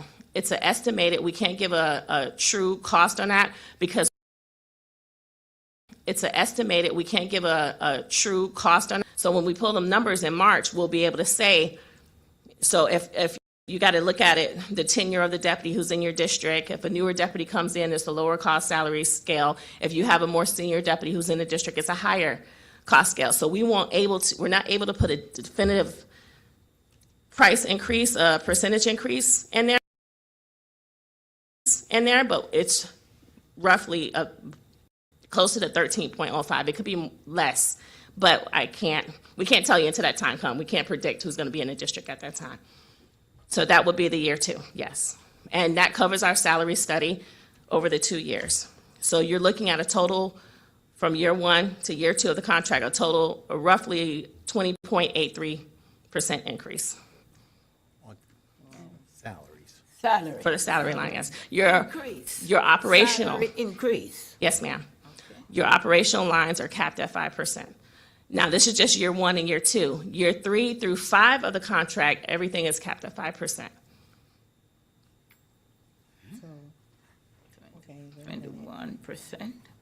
Commissioners?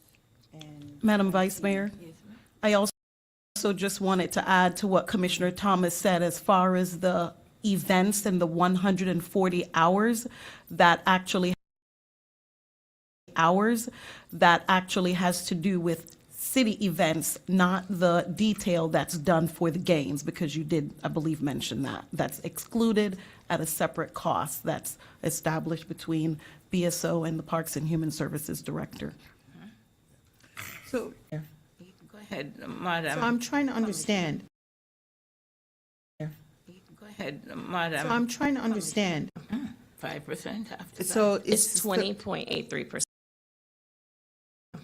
5% after that. So It's 20.83%. 20.8, which you Well, broke, let me say this, for year 1 and 2, it's 20.83%. but you broke it up into. 2 years for the salary study increase, for the salary line increase, line items. And any capital request is something that the city manager and the district chief can work out if there's any capital item request. But that's not included in the budget.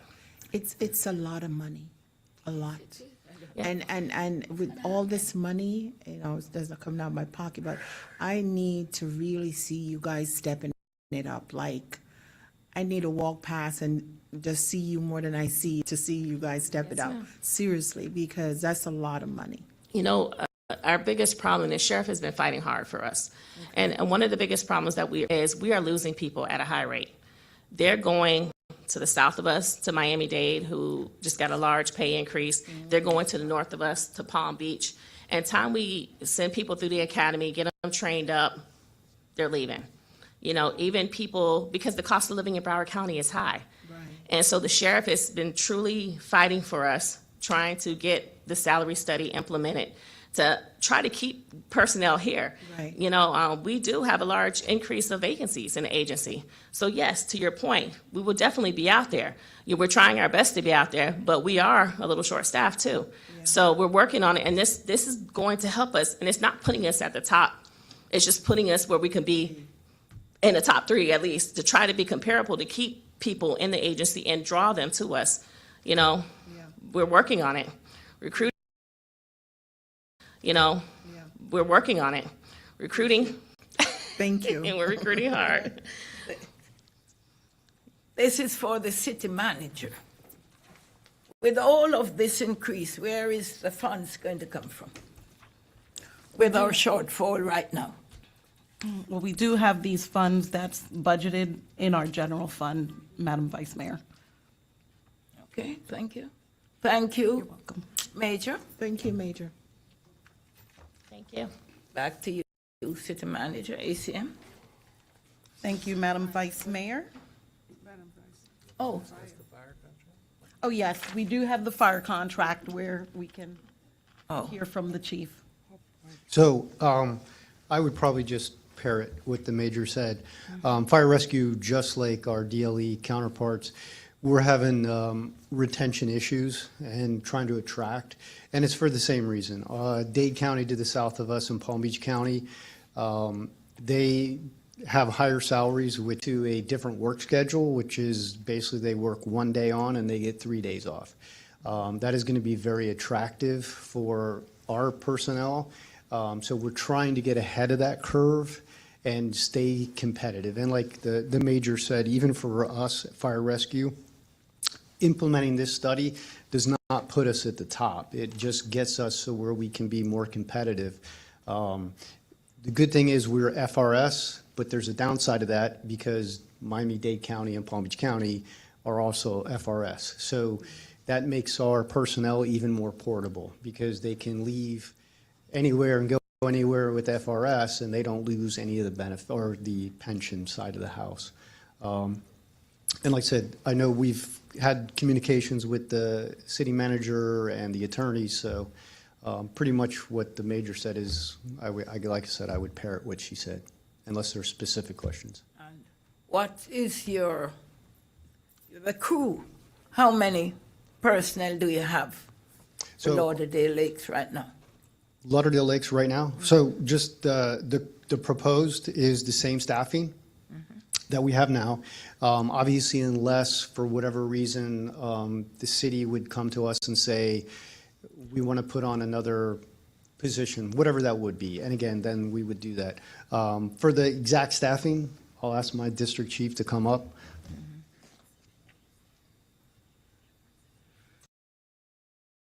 Come up.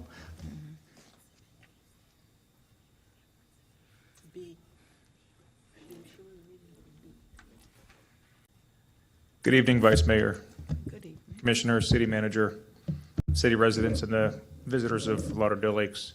For the record, my name is Chaz Sackett. I'm your District Chief of Fire Rescue for BSO, representing Lauderdale Lakes.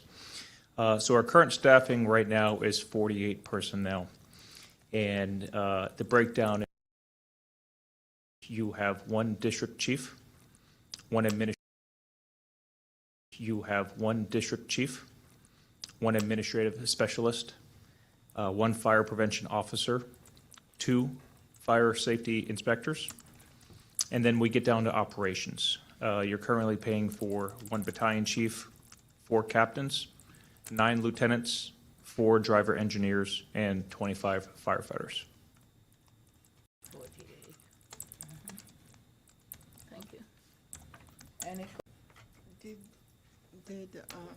Did you tell us how many officers did we? Yes, ma'am, 52. 52. Okay. Okay, thank you, Madam. ACM? Thank you, Madam. Thank you, Madam Vice Mayor.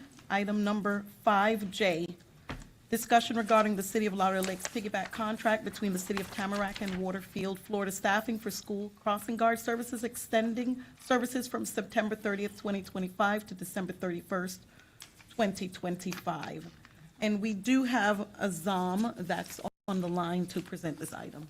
To you, Madam Vice Mayor. Good. Go ahead, Mr. Members of the Commission, City Attorney, Acting City Manager, Deputy City Clerk, members of the audience, Alvin Peperala, Procurement. Madam Vice Mayor, this item is a continuation of an item that came some time ago.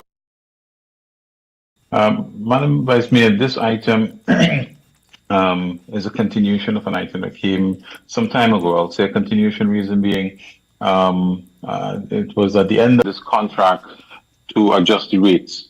It's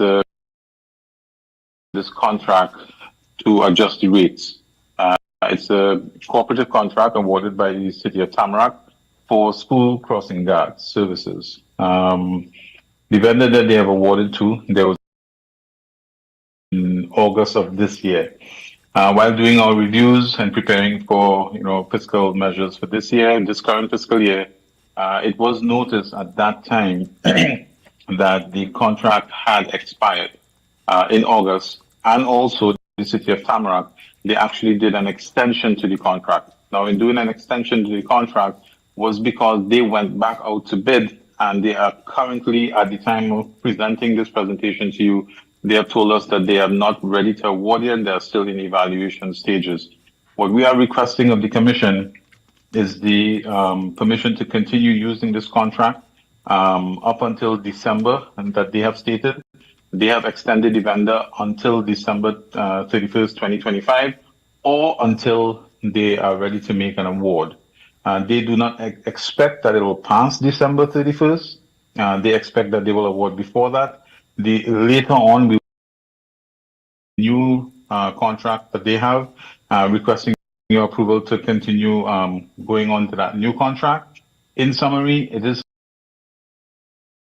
because we were not monitoring this contract as to when it would have expired.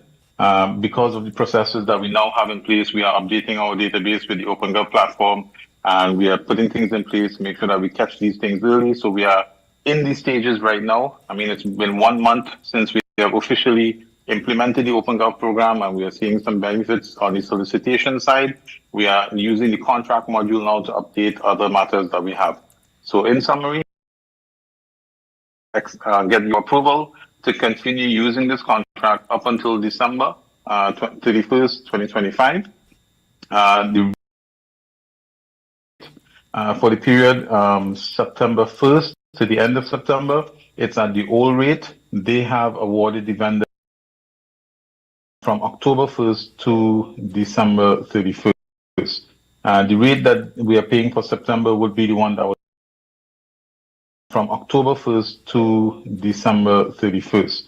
The rate that we are paying for September would be the one that was previously awarded and was already approved via a resolution, which was 17.94. That was for fiscal 25.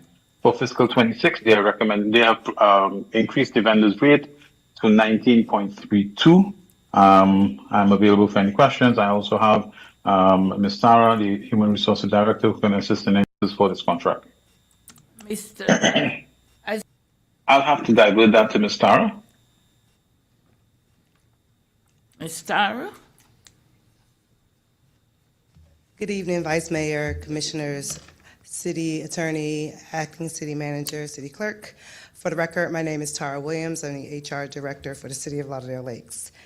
Vice Mayor, currently we have 15 crossing guards. 15 crossing guards. Okay. Any concerns from the Commission? Through you, Madam Vice Mayor.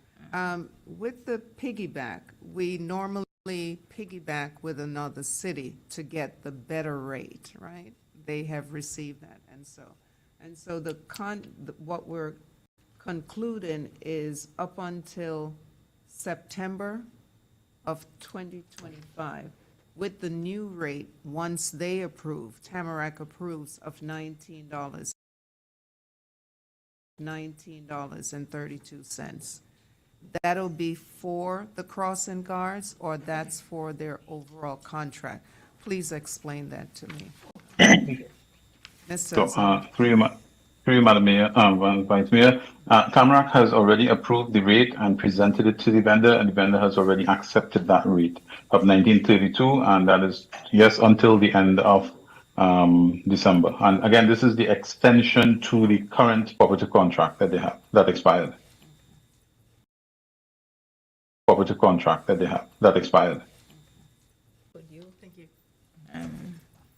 Thank you so much, Madam Vice Mayor. Madam Mayor? Thank you so very much. As I understand, we are on item 5K. Yes, Madam Mayor, we did decide to postpone the leadership appointment discussion because you were absent. There was a nomination to nominate Commissioner Thomas as Vice Mayor. Would you like to continue with the other leadership time? I'm here, yes, thank you. Since you're here, yes, thank you so much. So we're going to go back then, okay. And that is number 5I, discussion regarding the organizational meeting. Each year, we make these appointments, Madam Mayor. Let me just find that item. And at this time, we'll be looking to nominate someone for CRA and for the various, for vice chair, chair, and for the various organizations for which you serve. Broward League of Cities, Florida League of Cities, for your delegate and alternate delegate. Mr. Attorney. Yes, Madam Mayor and Commissioners, again, I want to try to avoid any suggestion that even a nomination was an action that the committee, that the commission, to then discussions on what those nominations may look like on another date when the commission is ready to actually take action.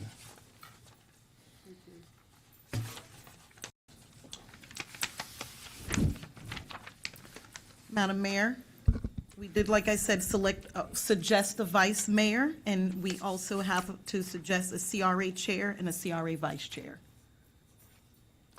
Vice Mayor, the suggestion, and NLC.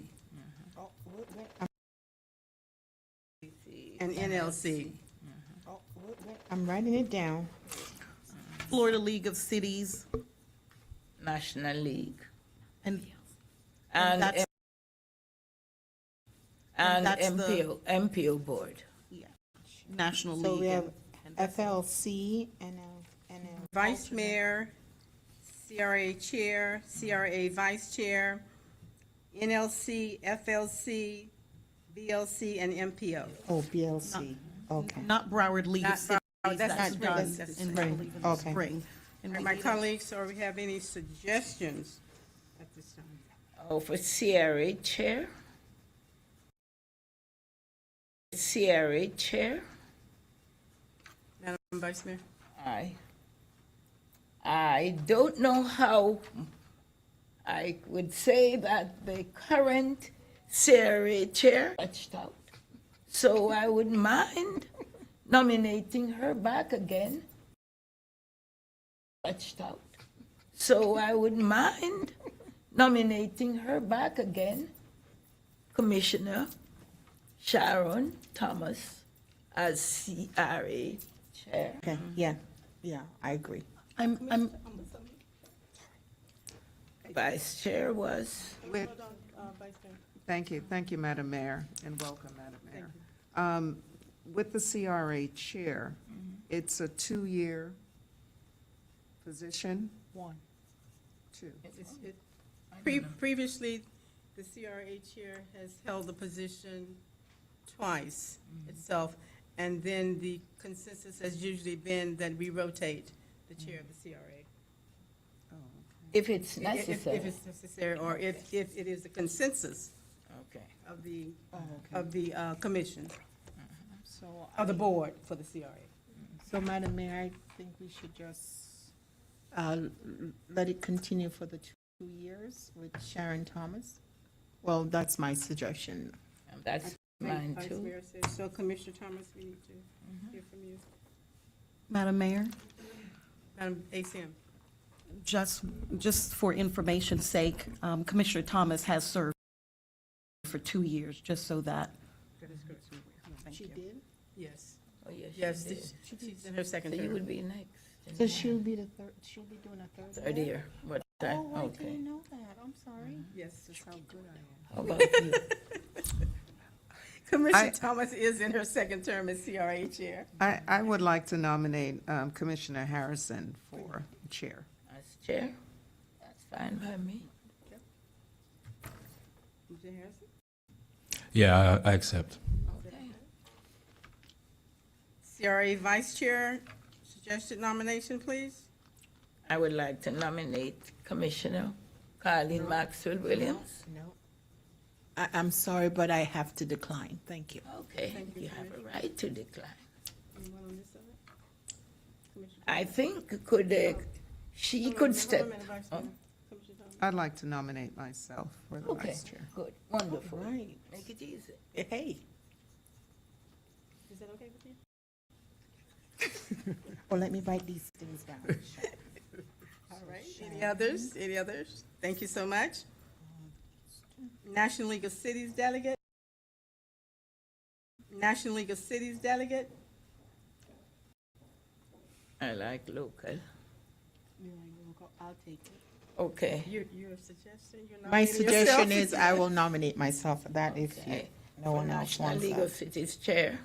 Hold on, any other nominations? I'd like to nominate the mayor. As an alternate. As an alternate? Alternate. Okay, sure. Sure. So Mayor. We're a good team together. Yes, ma'am. Yes, ma'am. Florida League of Cities.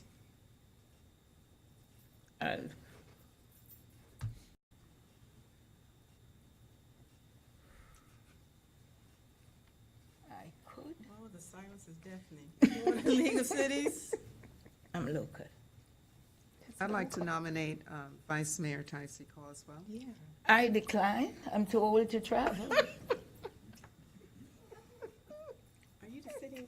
Yes, I am the I'd sitting. like to nominate Commissioner Harrison to remain our Florida League of Cities. Okay, good. All right, sounds good, sounds good. Is it because I'm young? No. Yeah, you got the energy. Yeah, you got it. Sometimes it's a good thing, sometimes it's not a good thing, but in this case, it's a good thing, right? Yeah. Very good. That's right. I don't like to travel. So- MPO, It's assumed that I like to travel. I will nominate myself for MP. Florida League of. How alternate for? FLC. FLC. Florida League of Cities. I say Sharon. Commissioner Thomas. Commissioner Yes. Thomas, she's awesome. Thomas. I think she and And she likes to Easton travel. run What well. time? She and Easton works well. Commissioner Harrison? Commissioner, yes. Harrison Thomas, Thomas Harris. Commissioner Thomas, you have been nominated. Okay. I have to ask. Okay.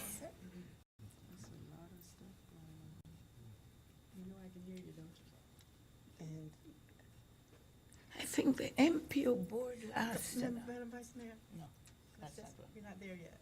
I know what I'm saying. We have not completed. I'd like to nominate No, we have not completed. Mayor. Ma'am. I'd like to nominate Mayor Veronica Edwards Phillip for the alternate Florida League of Cities. I accept. Thank you. Okay. Okay. Okay. Okay, so let me see. Could you just go back over it for me, Madam Mayor? Yes, I will. CRA Chair, Commissioner Harrison. CRA Vice Chair, Commissioner Thomas. National League of Cities Delegate, Commissioner Maxwell Williams. Alternate, Mayor Edwards Phillips. Maxwell Williams. Alternate, Mayor Edwards Phillips, alternate. Oh, yes. MPO. I am nominating myself. Tycee Caldwell. Yes, ma'am. I think we need to look into that. Well, No one else wants it. She's good at it. MPO, Vice Mayor Tycee Caldwell.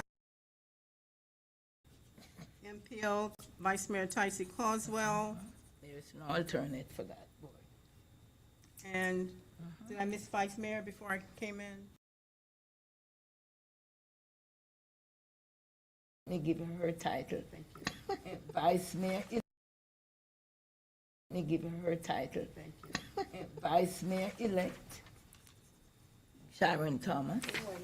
All right, for summary, our Vice Mayor recommendations, Commissioner Sharon Thomas, CRA Chair, Commissioner Easton Harrison, Thomas, National League of Cities, Delegate, Commissioner Carleen Maxwell Williams,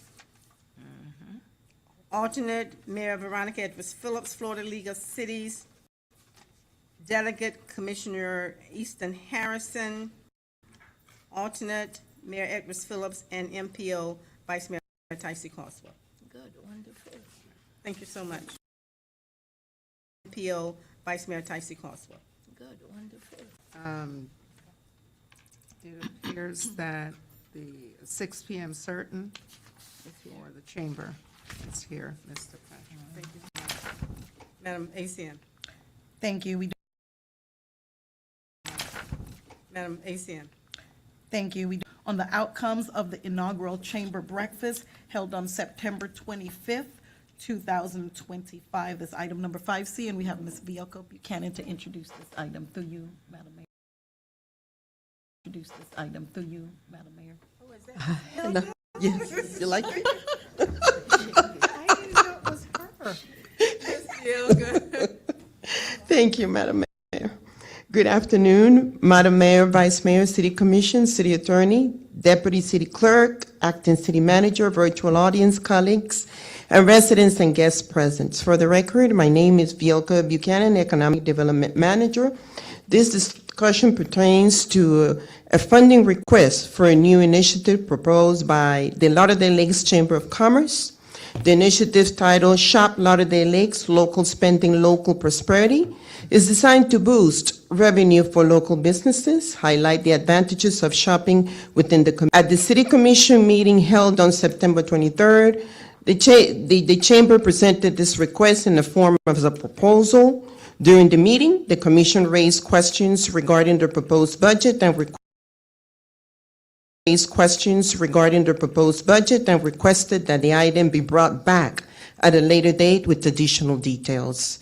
Specifically, the Commission asked for a breakdown of the budgeted costs associated with the initiative, outcomes from the Chamber's September 22 number of businesses in attendance, the number of new members registration, and total revenue generated from the event. An overview of the benefits associated with each chamber membership level also has been provided in your packet. And for additional information and to answer any questions you may have, the President of the Chamber of Commerce, Lauderdale Lakes Chamber of Commerce, is present, Mr. Patrick Green. Madam Chair. Thank you so much. Mr. Green?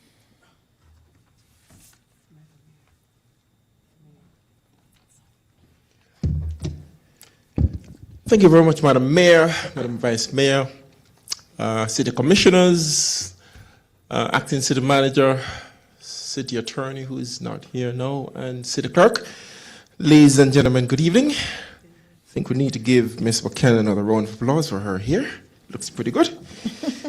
But the important thing, Madam Mayor, I'm here again in this wonderful House of the Week here, City, to talk about a very important initiative that we at the Chamber is confident will boost the economy of our amazing city. It is the Shop Lauderdale Lakes initiative. Some information was presented to the commissioners prior to my attendance here, which would have answered most of the questions that you have. I also want to dive into some updates as to what has happened since the Chamber was formed. We currently have a very hard-working 9-member board, which see this Chamber as an amazing opportunity to give back to the business community and the community, the residents, as well as to the city. The last meeting or breakfast that we had, well, we do know about the first one. We had 108 members that were present, including 52 registrations for that one.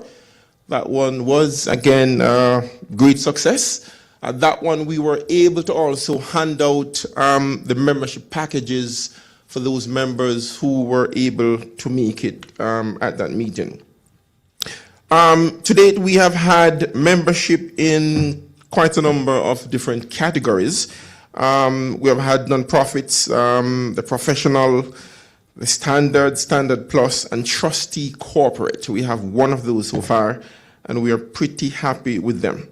As far as the third breakfast or event is concerned, we have gotten sponsorship for that one already. So we are feverishly going in the planning stage, and information will be coming out on that one pretty shortly as well.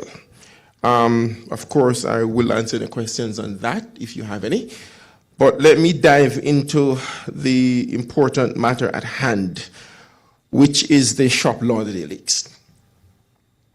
As we always say in the Chamber, our initiatives and what we put out is destined to add value to 3 entities within our city.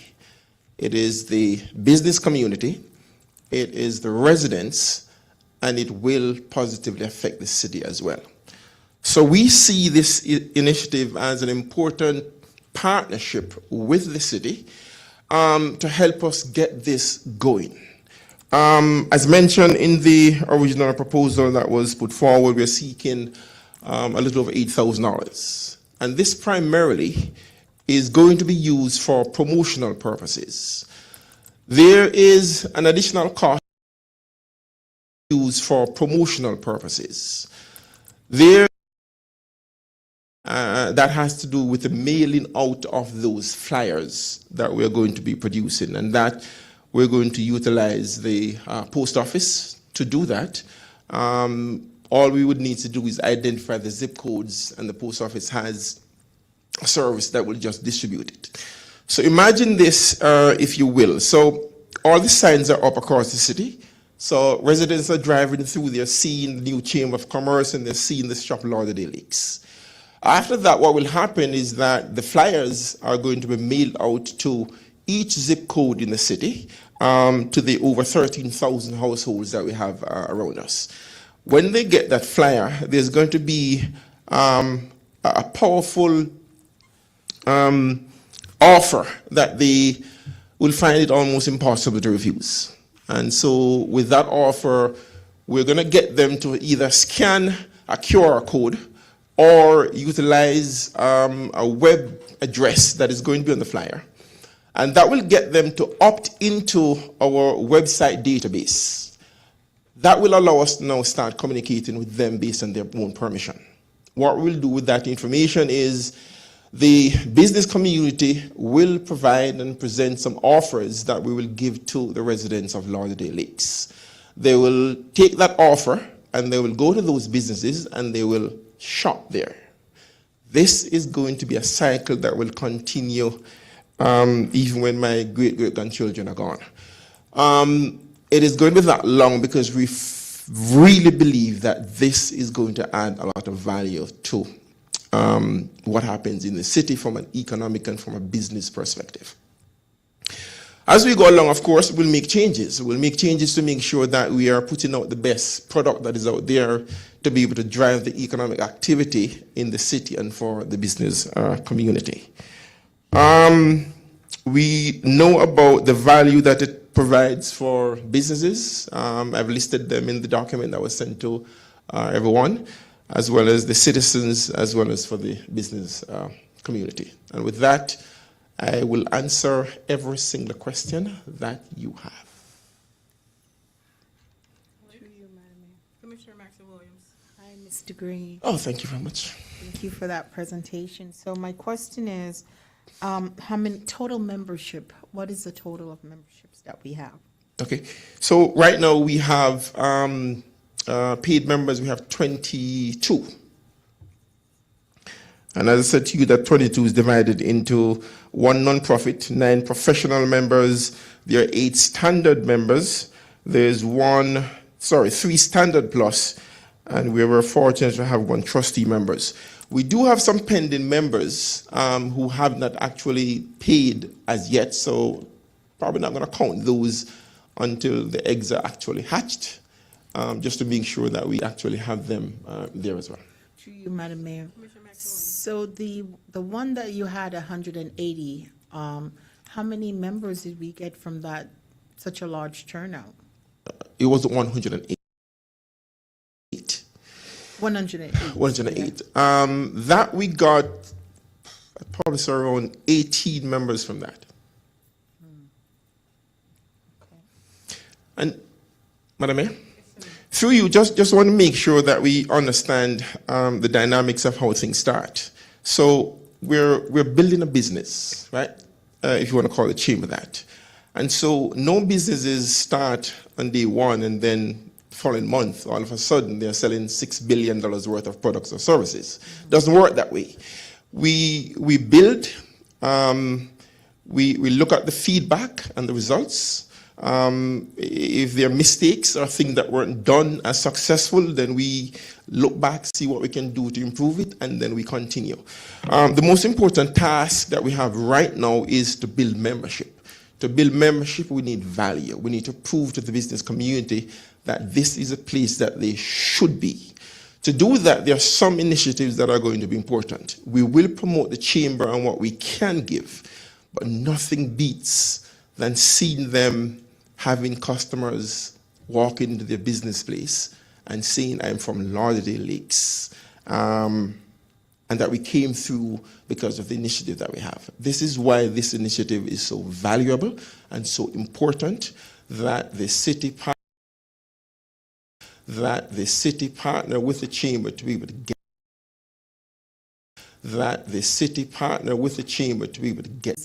The money that you were asking for, the $8,000, we asked that we wanted to see a report, a financial report of what, the outcome, because you're asking us to invest in money. So we wanted to see, how did that turn out? What did you collect? How much did you have to spend? How much did you get in? So we wanted maybe a written report, but. Well, to you, Madam Mayor, what I understood from the communication is that the questions that were asked were the questions that were answered. I didn't get an understanding that we need a financial report. It asked for how many people were present, how many members were of the event. That particular day, we got 2 members who actually paid their membership on that morning. Subsequent to that, with follow-up with those pending members or prospective members, we're able to close an additional 16 or so members after that. With those pending members or prospective members, we're able to close some more to get it in. So if you have the financial questions that you want to ask, go ahead and answer them. Madam Mayor, so how much money did we? Go ahead and answer them.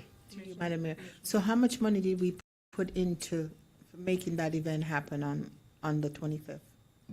To you, Madam Mayor. When you said we, Commissioner? Well, the chamber. Well, the chamber got sponsorship for the event. So everything that we did up to that point, because remember what is happening is we collect the membership dues and then we spend it on events and activities that are going to be germane to the goals that we have. So for the first one, we got a lot of sponsorship for that, and we utilized that sponsorship money to make sure that that was the success from there. We also went ahead and got sponsorship for the second one, and we got sponsorship for a third one as well. And some of those money were used to actually purchase the package, the membership package that we got. So people were able to get certificates, plaques, as well as the screen that goes onto their doors to see that I am a valuable member of the chamber. So that's kind of how we spend whatever money we collected. We obviously have money left over. So one more question to Amanda. The $8,344.23 that you're asking of us, how much contribute to that? How much contribute to that? How much gets maybe sponsors for these? And if not, how much during the 2 breakfasts that the chambers had, how much have they collected that maybe can contribute to this 8,000 and we don't, Thank you. To you, Madam Mayor. Thank you very much for that question, Commissioner. So the $8,344 that we're looking to the city to partner with the chamber to put this event on. What are the additional costs that may be involved in this?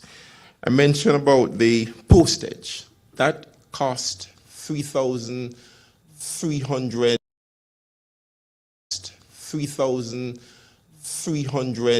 and a little bit from the post office, based on the estimate that we got. The chamber is willing to put up that amount of money to fund that part of it. Which part? The postage. Because if you notice on the items that we have here, we have the corrugated signs for $672, signs for $247, 10 feather flags for $1,070, 15,000 flyers, $612. There is the 500 posters, 1,000 business decals, and then there is the cost for mailing out those flyers to the residents. That is not included in the money that we're asking the city to do. But just to emphasize, again, Commissioner and commissioners and and Madam Mayor. We could, of course, try and get other businesses to try and go with this. But we feel that the city has a vested interest in the economic development and prosperity of the city. It's a we care city. We don't only care about the social aspect of our city. We care about the business community. We also understand that the business community contributes a lot in terms of revenue that drives the city. And so what we're looking to do is to have a partner where the residents can see that the city is investing in the economic development through the Chamber of Commerce. That is why we have the logos of the city as well as the chamber on the sign that we had put forward as the sample that we're going to be using. So rather than having 6 different businesses, if we could get that, we wouldn't come to the city. But we feel that the city needs to show the residents that they and the business community that they have a vested interest in wanting businesses to grow as well. I don't disagree with you. Sorry, Madam Mayor. I don't disagree with what you're saying, but when you asked for the $8,000, right? You had two breakfasts. So I was expecting that when you come back, that will be like the money would be maybe less based upon those two. So I can see that there was success. And now he's coming back, but he's asking for less because those 2 meetings were successful. So, but it's the same thing that is being asked. So that's what I'm saying. Sure. That's where I'm going with that. Thank you very much. Through you, Madam Mayor. So the situation is that there are additional expenditure that we will have to deal with as we move along. There are going to be events that are going to be coming up. Now, we sought and got sponsorship for 3 events. We're going to have to continually do that as we move along.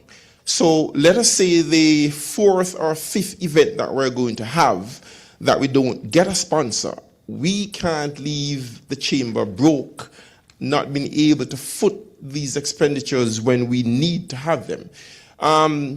We need to have money for the rainy day as well. And so there may be things that come up in the future that we can't get sponsorship for, that we need to have funding. As stated before,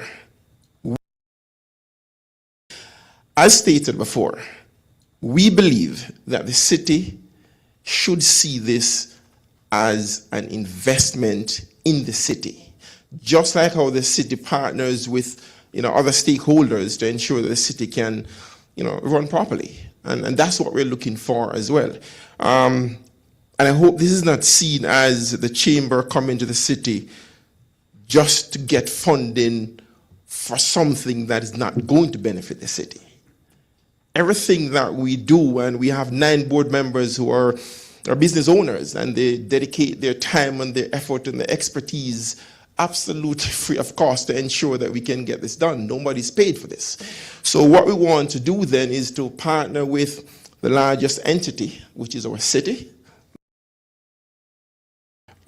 This will have an everlasting positive effect on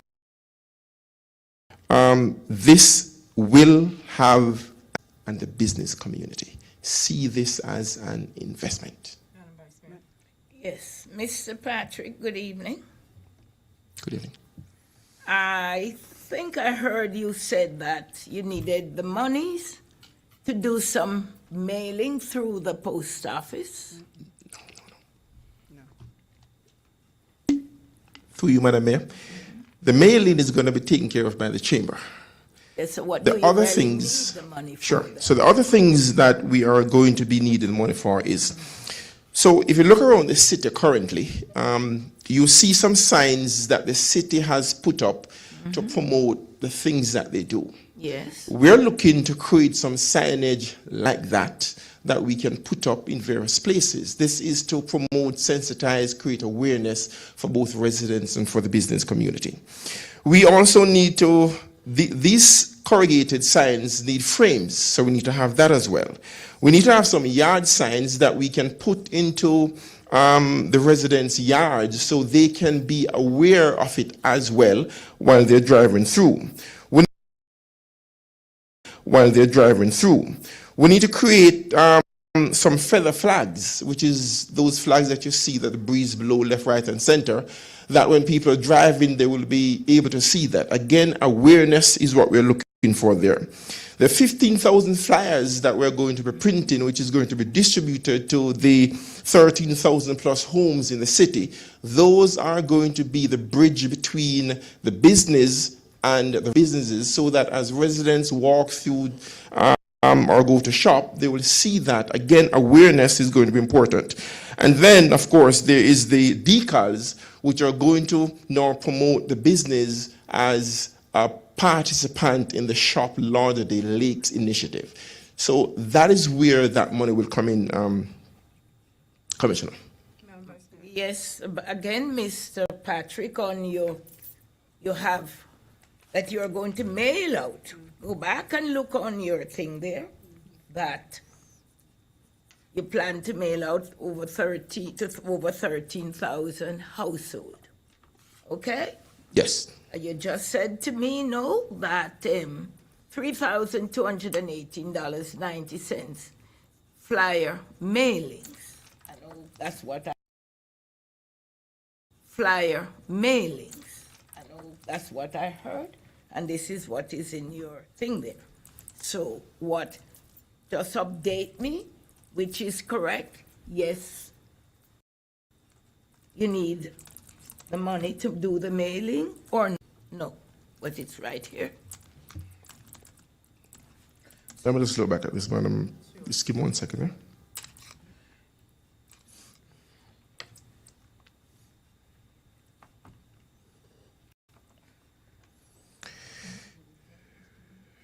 Let me just see this.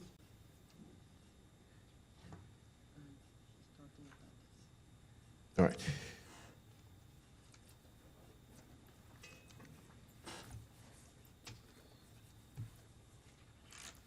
To you, Madam Mayor, while he's looking. So after, if we subtract the mailer, we only need 5,125.33, if I'm mistaken. I think that if we subtract that, because he stated that they will take care of the mailer. So that's what I was saying, that we should have had this updated, because then, then we saw that there was some kind of improvement, some kind of success with the two events, because he's taken out the mailer part, you understand? But it still was in there. Okay, all right. So, through you, Madam Mayor. Yes, sir. All right. So the question is whether the $3,218 is included in this. No, it's not. So, okay. So now you're asking for $5,125.33? Sorry, whatever the difference is, yes. Okay. So that's what I was trying to say, because I got the old one and you did too, and so now I see that there was some difference. Well, the one that I presented and the one that you got was the one that you got first. Right. There were some adjustments that were made to it, and that you And they did. didn't provide it, so no problem. So I got it. Thank you, Madam Mayor. Well, I also was doing the subtraction from what I heard Mr. Green said that they were responsible for. So I'm in agreement with the $5,125.33. Madam Mayor, I'm in agreement with the 5,000. Oh, I'm sorry, go ahead. I'm in agreement with 5,000, round it out to 5,000. Mr. Green can find $128.90. The chamber. Yeah, right here. I'm just kidding. I have a couple of questions. Mr. Green. Yes. The decals that you're proposing in your outline, what are the decals for? So thank you, Madam Mayor. The decals are going to be placed on the windows or doors of the businesses. So when a resident walks, they can see that this business is participating in the Shop Lauderdale Lakes initiative. And you have, or will get the consensus of all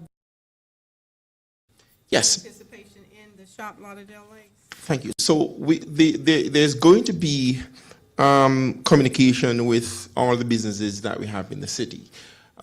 Some businesses will participate. Some businesses will choose not to participate. We want to ensure that the businesses that participate, that residents know that they're participating. So, for example, if you have two businesses that are offering the same service, and we know that the business with the decal, we want residents to go to that business and force the other business to become a part of this whole network to contribute to the community and the residents. So we see that it's kind of a community and the residents. So we see that it's kind of you're in a premium category with the decal on your door that you are, one, a chamber, and two, that you're participating in this amazing initiative that will drive the economic activity of our city. I'm in agreement with the city helping to sponsor, but after several events,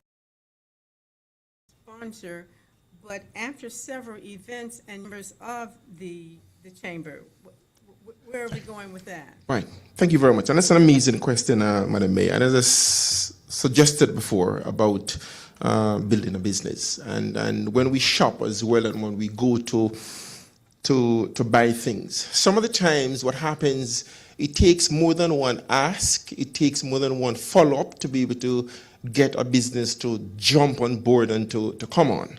So, which is why it is important for us to prove value beyond a doubt as to how business can benefit. If I'm a business person in the city of Lauderdale Lakes, and I know that there's an opportunity to get a lot more business from the residents where I have my business, that is going to be value that I could not have gotten elsewhere. This is why this initiative is important. What we are also doing, by the way, is for those persons or businesses who are not yet paid their membership dues or signed up to become members, we have not forgotten them. We got 108 persons, 80% of it in the first one. We got a little over 50 in the second one, right? Very few of those were in the first. So we have a database of persons who want to show interest. Once they show interest, then our team is going to continuously work with them, work on them to get them to commit, sign up for the membership, and then go ahead and pay. Sometimes these things will take a little time. No, when the momentum has kicked off and is growing, there are going to be business who I'm pretty sure are going to call us, well, how can we become members? But we have to be able to be out there in front of them so they see what we are doing and how we are doing it. This is why we think this initiative is going to be an important part of that mix to get the business community, the city, and the residents to understand that, hey, there's a chamber here that is willing and is able to help you drive the success and growth that you want. Once the initiative is off the ground, it has been going, you have seen progress, coming back to the commission to give us a report on the investment of whatever the commission decides to give tonight. How many businesses do we have in, this is a projected question, how many businesses do we have in the Chamber of Commerce after the initiative has gone for 6 months, 9 months? Has there been an increase in revenue? Have businesses been able to increase their employee base, things like that? Sure. So, Madam Mayor, like all in investors, when you invest in a business or something, you expect to get reports as to how your money is working. And the chief expect to get those reports about how the progress is going, what may not be going as successful, and what we are going to be doing to make sure that it is successful. We are hell-bent on ensuring that this chamber provides our city with valuable results. And with your partnership and the decisions that you will make tonight that will help us achieve those goals. Through you, Madam Mayor. Commissioner McFadden. Thank you, Mr. Green. That was what night you would have given us some extensive report on what the outcome was both and what went wrong, what didn't, what worked, what didn't, and, you know, a real report instead of you just speaking and telling us what you're saying now. Through you, Madam Mayor. Commissioner, we got an email. Commissioner, we got an email about what the commissioners were concerned about. And we were asked to provide answers to those questions. We are to give a detailed report other than the questions that were asked. And so that was what we did. Now, if you need something, we can always go ahead and provide you something. I can create something, today's what, Monday? I can create something and have it on your desk in your email box by Wednesday to let you know everything that has gone since the first chamber breakfast until now, including financials, how much money we have made so far. But just want to kind of make sure we understand as well, the chamber is a separate entity seeking your support. If that information is what you need to make the decision, we have no problem in giving it to you. There was mention made some time ago about the chamber should not be a baby to the city. Baby to the city, where you're continuously depending on the city to fund and support. That is not what we're about.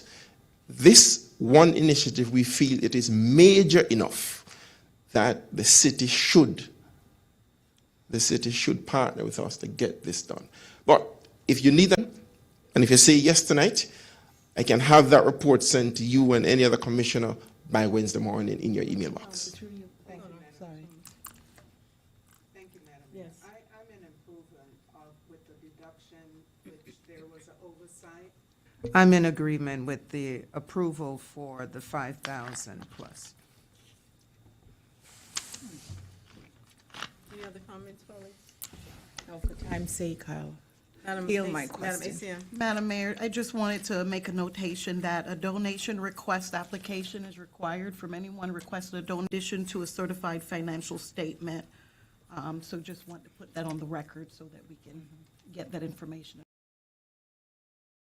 All right, thank you. Madam Mayor? A donation request application is required, Madam ACM, along with a financial statement. And I can provide that information to you. All right, thank you. Provide that information to you. All right, thank you. Nothing? Same. Same Yes, $5,000. yes. Thank you, Mr. Madam Green. Madam Mayor, Green, just yes. one last question before I go, because I love to get definitive answers or assessment. What is the next step from here if you decide now? What is the next step from here if you decide now that you're going to go? What is it that we do next, apart from filling out the application, send it back to you? And if that is the case, we were really hoping a number of stuff that needs to be done. We need to get the signs made, flyers done, the mailing out, and so on and so on. And we're really hoping that the December shopping period would be the one that we could actually get into. Can we try and get it inside there? We can try. We're looking to get this done, if not quarter of 2026, to try and get things done the quarter of 2026. To try and get things done the way it is. So I just want to kind of set some expectation for ourselves so we can know what to do between now and the time when this may be dispersed. Colleagues, is there a consensus? Yes, for the 5,000. Hold on. Commissioner Maxwell Williams, Yes, 5,000. Madam Vice Mayor. For it, yes. Yes. Commissioner Thomas, Madam Mayor, yes. Madam ACM. Thank you. Okay. For completion so that we can proceed. Appreciate you. Thank you. Thank you, Thank you. Mr. Green.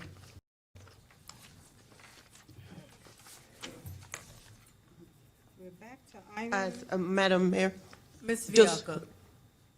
so just for my purposes on my side, so if we have consensus, acting city manager, so we do that, take that to a resolution after, or we just wait, or how we proceed? Just to make sure that he's clear about, he understand about the application. But then now we go to a resolution, or no? For a donation, all we need is the application and the financial statement, which I'll send to Mr. Green. And then I'll send to Mr. Green. and then that's it. And my understanding was to answer the questions about it. So he's not responsible, that would be me, because I did not hear about the financial report. But he said he's willing to do it if that's what you need. That hairstyle will let you get away with everything. He said he's willing to do it if necessarily. As far as I can ascertain, we are on K. Okay? Item number 5K, discussion regarding Resolution 2025-100, approving and authorizing the establishment of a limited-time amnesty program for reduction of qualifying code enforcement liens. And Ms. Tanja McCoy is here to present that item. Through you, Madam Mayor. Thank you. Ms. Tanja. Okay.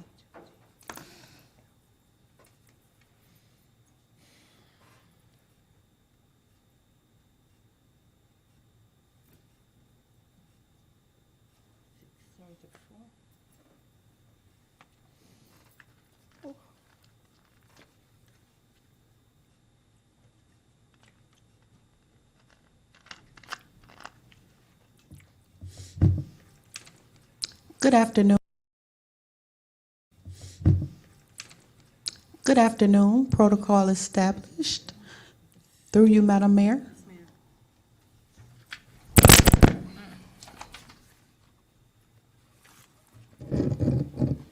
This item is regarding the limited time lien amnesty program for reduction of qualified code enforcement liens. Over the past several months, the city has been reviewing this potential program for compliance and additional information about what should be in the program and what should be removed. The current document reads as follows. Program characteristics, duration, amnesty window will be open for a period of 18 months. The date of start will be determined by the commission. Eligible criteria for an amnesty program. This amnesty program applies to all code enforcement liens issued for violations that were brought into full compliance. Settlement offer. The city will accept a flat percentage of the total lien balance equal to 15% for total lien amount for all homestead properties, 35% for total lien amount for all non-homestead properties, and 20% for total lien amount for the second and subsequent non-homestead property owned by the same owner or owners brought forward for reduction with the same. Required documents include amnesty application and the application fee, proof of compliance via pre-inspection and final inspection, and property owner verification. Upon talking with the Chamber of Commerce in a meeting we had last week, we talked about the application fee, clarified that the $200 would be for homestead,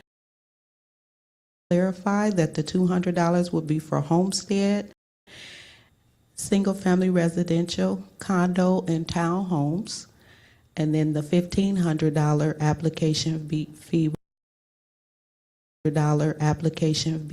would be for the non-home within 30 days of approval. Otherwise, the lien will revert to the original amount. We also talked about changing the name of the program to Opportunity for Code Compliance, or Opportunity to Come into Compliance, but I was trying to get some additional feedback from the commission in terms of would they like to change. Would you consider changing the name of the program? Thank you, Madam Mayor. Ms. McCoy, I don't know if we're receiving the old amnesty program reduction Because I'm not seeing, you mentioned 20%. I don't see that in our backup. Yeah, this was in my notes through our conversations, so I just have a note here about it, but that was what the change from the old document was. Those are the changes. Would you like me to pass this around?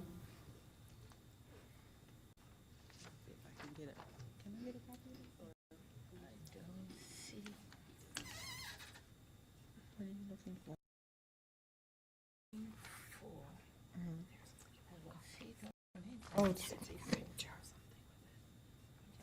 wait a minute. Sorry, there's only one copy. Don't worry, I just took a picture. Do we have copy capabilities on this floor? Here. Madam ACM. Apologies. Or I could put, Madam ACM. apologies. Or I could put it on the screen. Yeah, if we can put on the screen. Is this attached to the agenda? No. No. This is just my notes from where we started with the, Oh, okay. That complicated, guys.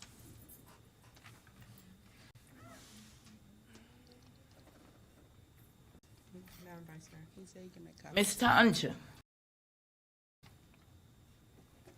you Yes. said something about $1,500 for non-homestead.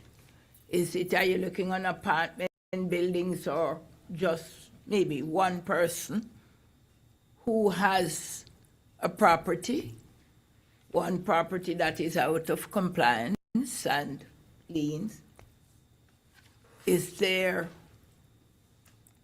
How are you going to break it down? Because I could have a triplex or a fiveplex, and the other person next door has one,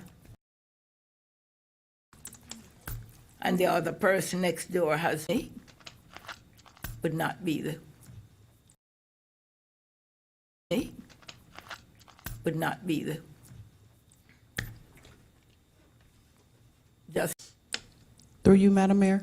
Yes, that's through you, Madam Mayor? Yes, that's was my proposal, was to reduce that for a condo and a townhome, it would just be the $200 fee. okay. Even though you're homestead and not homestead. Even if you're not homestead and it's just a single family property, it would be the $200 fee. So to you, Madam Mayor. So the 1,500 would be for the businesses? The 1,500 would be for people that has businesses, triplexes, and things of that nature where they're actually operating a business. Okay. Homestead and non-homestead. Colleagues on this end. Ms. Tanya, we should have a copy, a hard copy, very, very soon.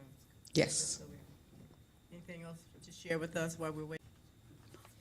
I was planning to bring this back to commission for the resolution on our next November meeting. What is that, the 24th? November 24th. Madam Mayor. If we were able to come to agreement.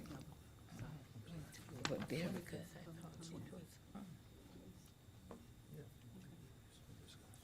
wait just a second. Former Vice Mayor?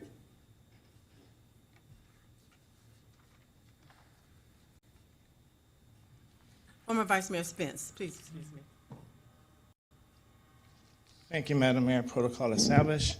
So I'm standing here representing the Chamber of Commerce. As we begin as a Chamber of Commerce, we want to be active with our city as well as assisting with the businesses. And so we looked into the amnesty program and we looked at various cities. We know the range went from 1% all the way to 35%. And we're recommending that we ask the city to do 10% for all applicants, both homestead and non-homestead. I just distributed a sheet, which is a recommendation from the chamber, which kind of broke down from initially what was given to you guys originally. And then per our conversation with the city manager and development services, there were some changes that we knew that she had taken down from notes, but part of it we got mixed up. So under rate reduction for the homestead, we changed it to single-family, condo, and townhomes. And we recommend that we do the classification like that. That way we have no confusion between homestead and non-homestead. Because we do know in our city there are some homes that are non-homestead that may have very high liens, and we want to be able to bring those homes to clear the liens so that that property can be reinvested, somebody could buy it, and so forth. So the application fee, we agree with the city with the application fees, the $200 if it's safe, single-family home, condo, townhomes, and $1,500 for multi-unit and commercial. We agree the change that is to be in a compliance application. I know before it said 6 months, but I believe you guys made that change. Duration of program, you have 18 months. We had the 12 months. And what we've got this from is from the city of Fort Lauderdale. We had the 12 months. And before that, they had a lien reduction program that they started in 2017. And that lien reduction program generated $4.9 million in 8 years. And when they did the amnesty program starting in 2023, they, up to June of 2025, they collected $2.3 million. And that's nearly half of what they did in 8 years with their lien reduction program. So also in the back, I kind of gave you the memo from the City of Fort Lauderdale's backup, where I got the numbers from. And so we are recommending that we follow through the 10%. We think it's more attractive, we get more people in, and we'll be able to get a lot of these lanes settled. Thank you. Thank you, former Vice Mayor Spence. Madam Mayor. Commissioner Vice Mayor Spence. Madam Mayor. Commissioner Harrison. Thank you. That was going to be my point as well. We had a lot of discussion around the percentages, basing it off of what other cities have been doing around amnesty programs. The highest that we're trying to get people to come in. The highest that we're trying to get people to come in yet, but I think the percentages are a little too high. But I think the percentages are a little too high. And I think that what we gain by doing this is we get a chance to get more people to buy into the program. So I would advocate for the percentages to be lower. I think the Chamber of Commerce has some good suggestions here. Madam Mayor, Commissioner, Madam Vice. would that cover the cost that the city had incurred? Through you, Madam Mayor? No, that would not cover hard costs. It wouldn't cover our cost. No, Would the 10% cover? would not cover hard costs. It wouldn't cover our, at least we should try to recover our costs. Commissioner Maxwell Williams. What would be the percentage to cover our costs? Through you, Madam Mayor? I haven't taken into account costs in this program, but what I have seen in the other amnesty programs is that they do require that you pay costs. So that's why another reason why the amount at 35%, we may not cover the cost that we spend on each one, but it would probably, balance things out, as well as the fact that our program does not exclude anyone. Other programs that are having those lower amounts, they do require costs, and they also exclude high dollar liens. Madam Mayor. Madam Back Vice Mayor. again? Madam Vice Mayor.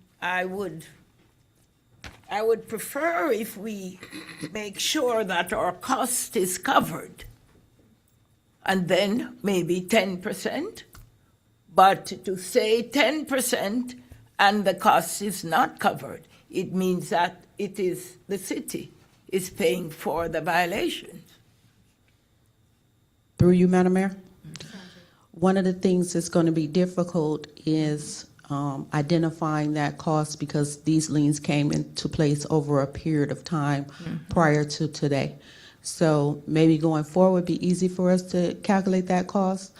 But the fact that the liens that we're talking about now have accumulated over period of time before, well before today. Then Ms. Tanya, are you Ms. Tanya, are you suggesting that the percentage that is being projected would help to cover some of those costs? Through you, Mayor, yes, the percentage that's being projected will cover. Commissioner Maxwell Williams. Thank you, Tandra. I'm in favor of this new the 15%, the 35% and the 20%, and all the fees. I'm in favor for it 100%. So that's my take on it.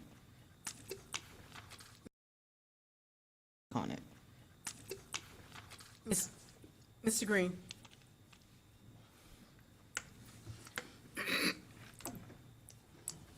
Thank you very much, Madam Mayor. Madam Mayor, one of the things that we want to be more of a punitive measure, but a measure that will incentivize, inspire, and motivate businesses to come forward. The information provided by our liaison officer suggests that Fort Lauderdale, which doesn't have a 35% figure, has collected in the 2017 4.9 million.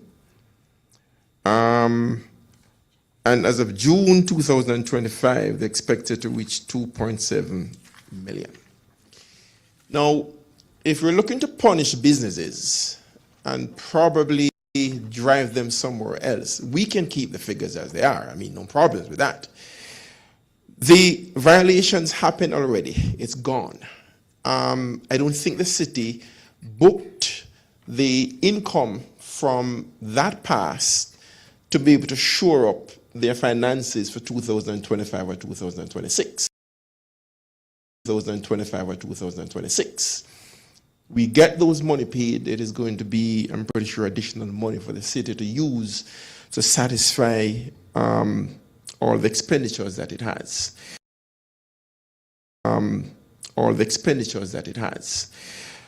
About having high numbers,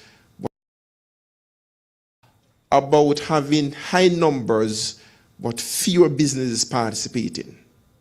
I think a better route to go would be to have an acceptable number based on what history has told us, based on what other cities have done, to be able to get to the numbers that they have.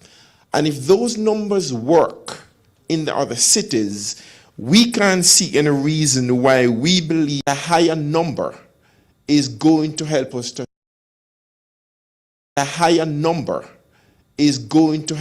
achieve those goals.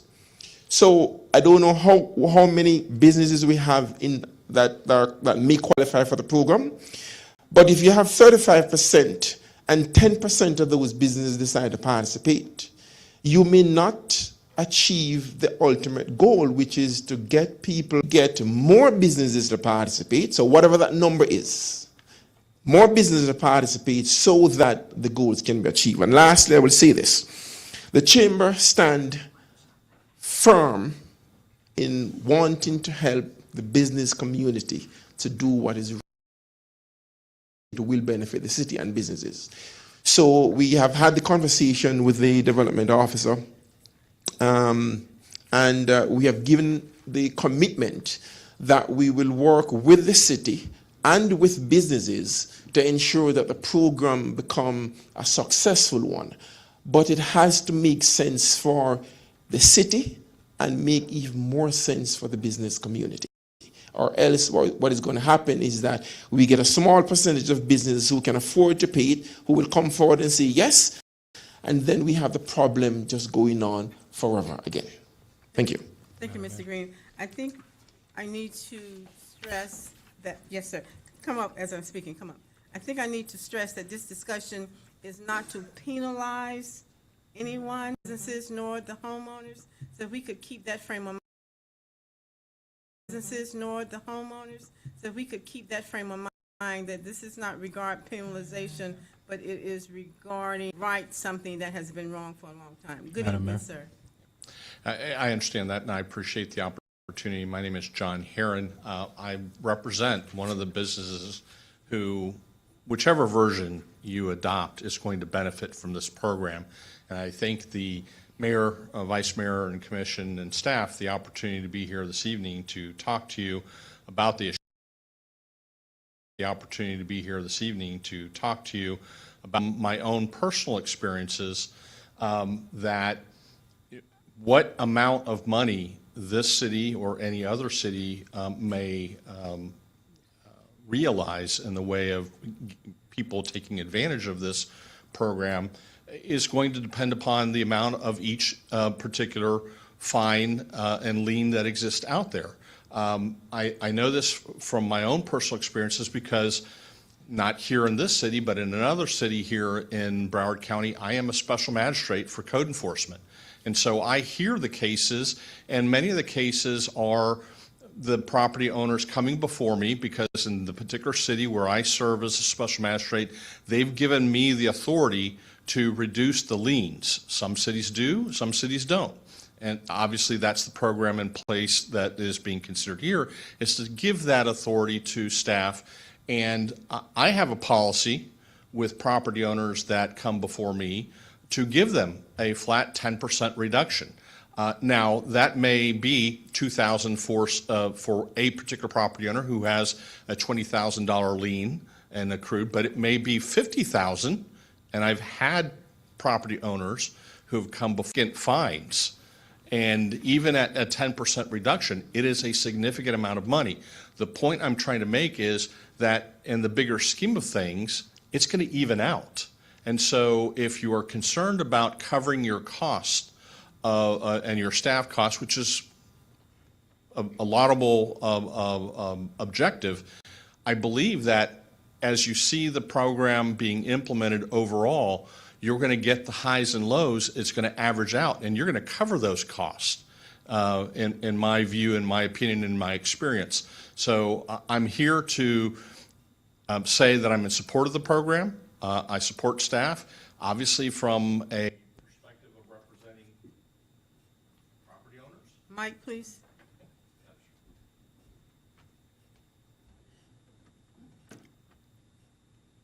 Madam Mayor, once she's done, no, I'm saying once she's done presenting, I'd like to say something. Thank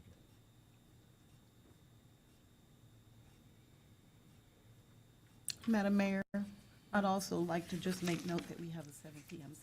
Special City Commission meeting. Special City Commission meeting.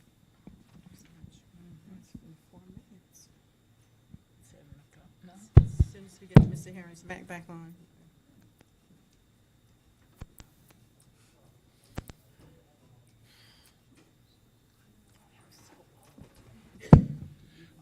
One last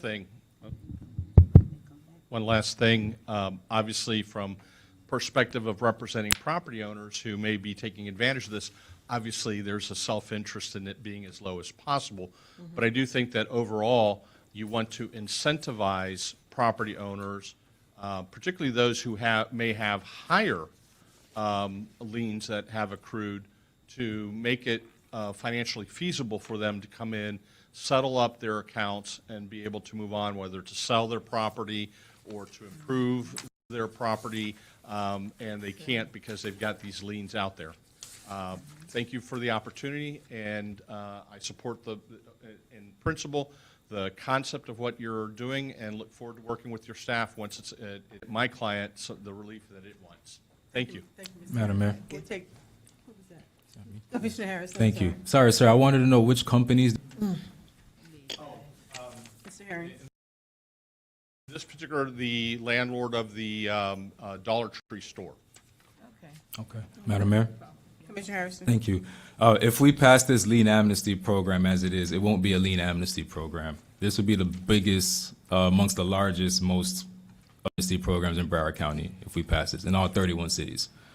Apparently, the gentleman came to advocate for the program, but the honest truth is that the main purpose of needing amnesty is to get back into compliance. It's not about punitive. It's not about it's about what's the best strategy to get a large amount of businesses at one time back into compliance. My question for Ms. McCoy is, we talked about costs. What time back into compliance? Excuse me.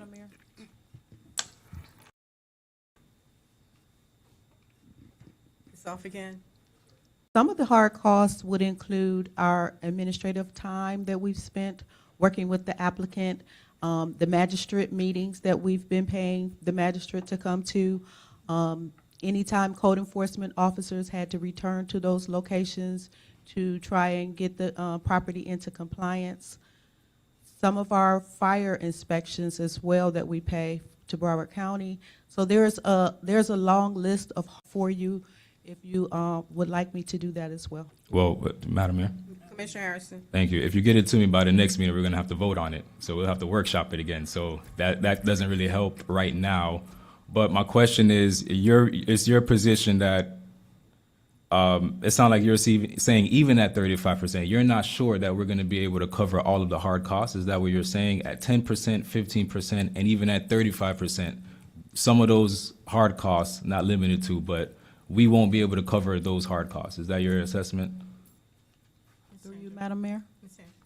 I would state what Mr. Herron said as well, is that throughout the program, depending on the size of the lien, those hard costs will be covered as much as we can recoup. Because right at this, we're talking about recouping funds that we've already spent. Any outstanding liens we have out there in the city of Lauderdale Lakes? We do have a list of that we had in our public records request, so I can public records request, so I can provide you with that list. No, Madam Mayor. That wasn't the question. The question is, do you have a list of all of the liens out there in the city of Lauderdale Lakes? All of the outstanding liens. Last time you mentioned we did not have all of them. Sorry, answer? The mic isn't on. I can't hear her. Mic is not on, Ms. Tanja. IT? And it doesn't really, like, I know that we get people here to come and advocate at this point of the game and all of that. We are called, and that's why they want to change the name amnesty, because they recognize we have to compare it to other people who call it amnesty, because they recognize we have to compare it to other people who call it that. This is not helping businesses. This is not helping businesses, and majority of the costs is going to be incurred by the businesses.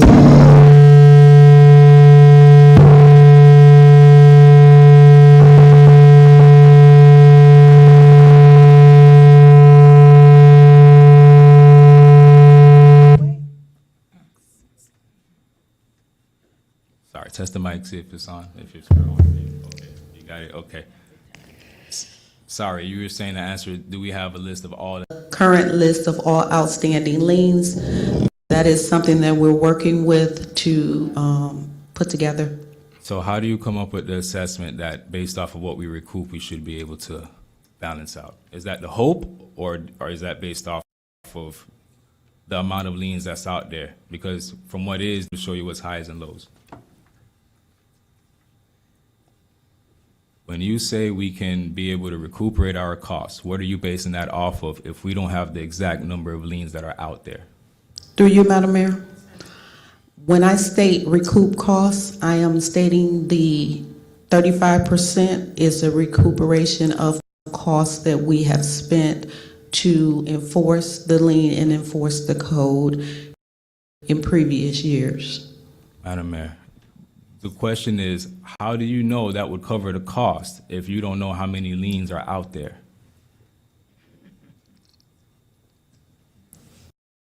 Through you, Madam Mayor.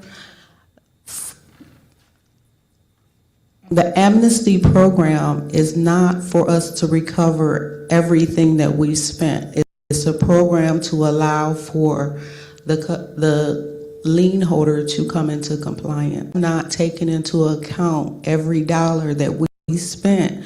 However, we're looking to recoup as much as we can in terms of cost that has been spent by the city in previous years. Colleagues, at this time, it is now 7:03 p.m., and we must adjourn the workshop at this time and commence with the city commission meeting at this time. And we can either, there are two options. Oh, and those who came in for city commission and did not turn in your pink slip, go ahead and do so at this time, please. We have two options to rejoin the workshop after we complete the city commission meeting, or reschedule our workshop. Reschedule. We're here from 4 o'clock. Commissioner Harrison. Good evening, everyone. Good evening. Thank you so much. Oh, you're not ready yet? Oh, he's switching over? Okay. Recording stopped. Tell her to leave it.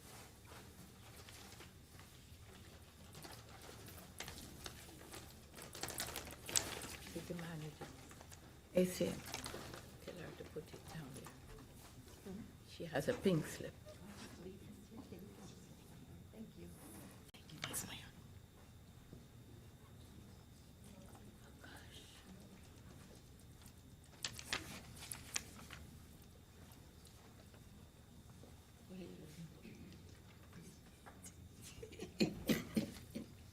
You always bring. I know. I need to get home. 3 hours sitting on my butt is. I know. My butt hurts. Ah, boy.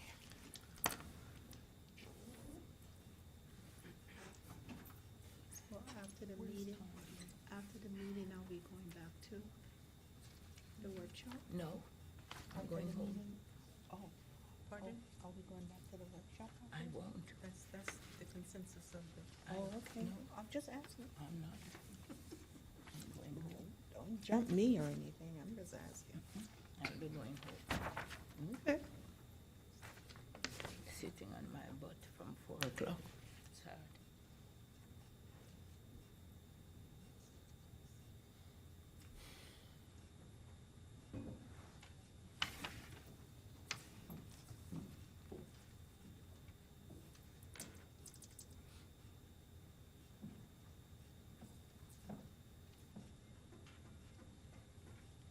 Did not properly adjourn the workshop.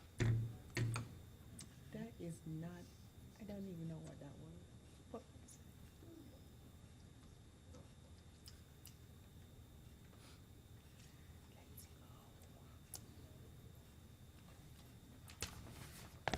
Long time.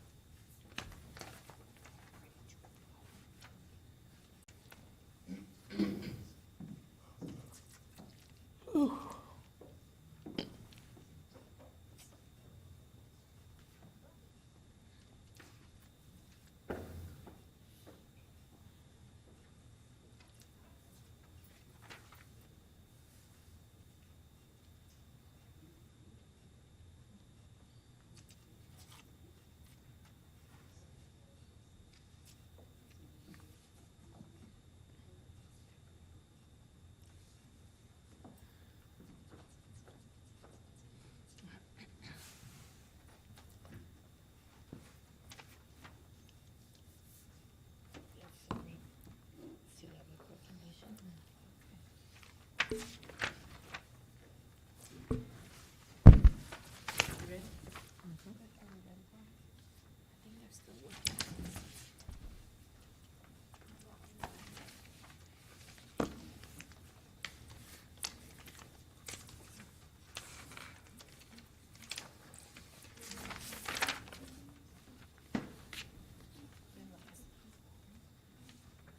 Yes? No, No. Play some music, Mr. Music, will you please play?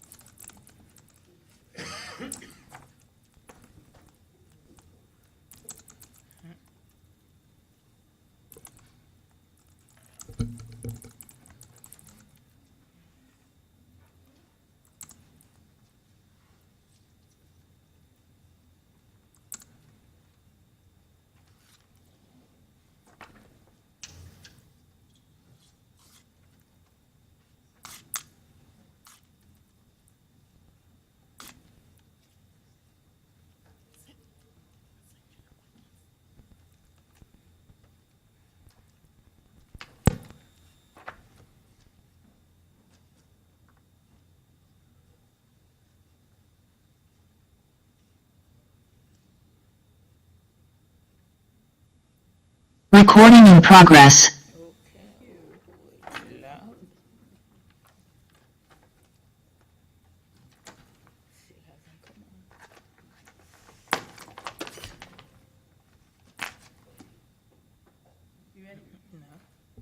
Thank you.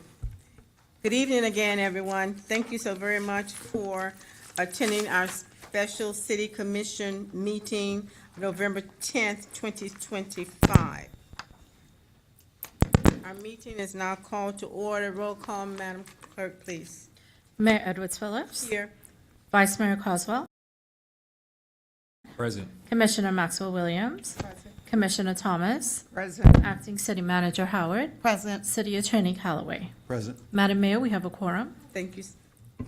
Thank you so very much. Item 3, statement of purpose of the special meeting. 3A. The purpose of the special meeting is to consider items scheduled for the November 11th, 2025 City Commission meeting. Number 4, consideration of business contained in the call for special meeting. Consideration of items scheduled for the November 11th, 2025 City Commission meeting. At this time, item 4A, there are 2 proclamations. At this time, item 4A, there are 2.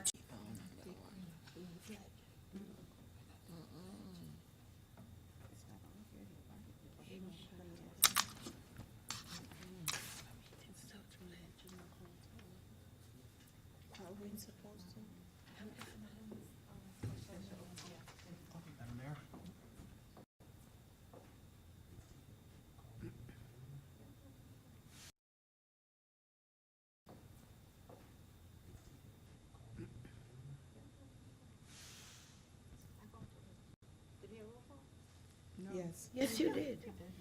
Recording in progress.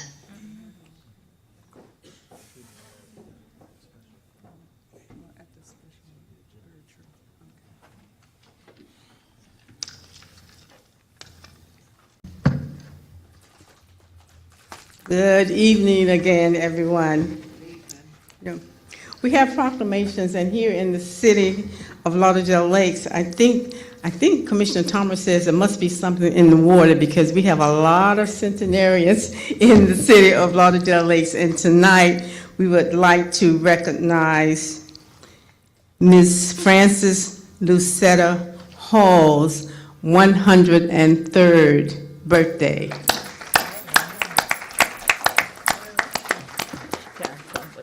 Mr. Kirk. Want to see what a great 103-year-old looks like.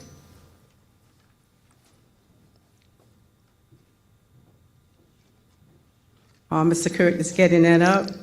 Celebrating Miss Frances Lucetta Hall's 103rd birthday.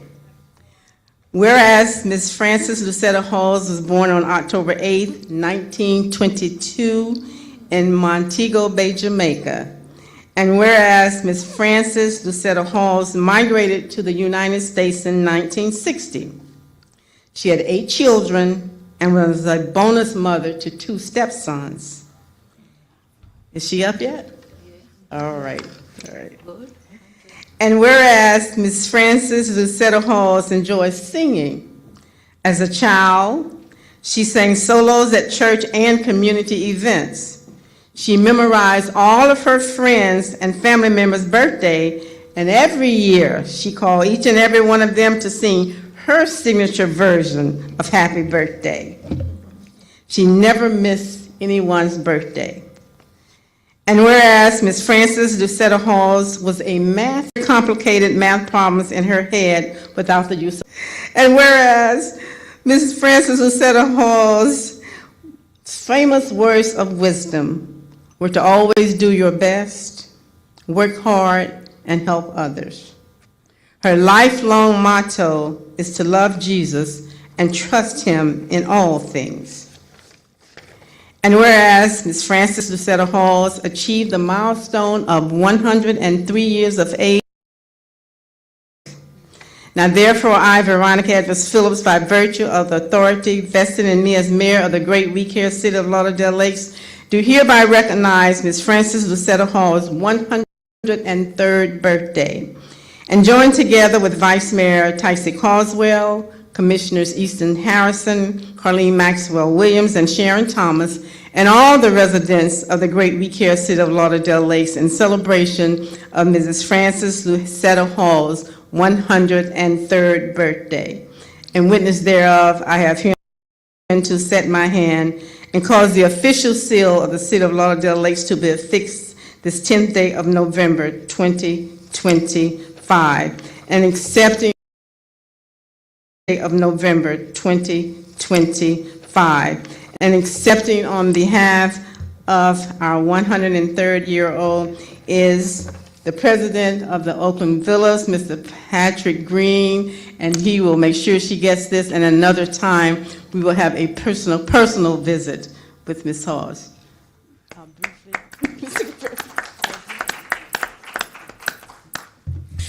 Oh, thank you very much, Madam Mayor.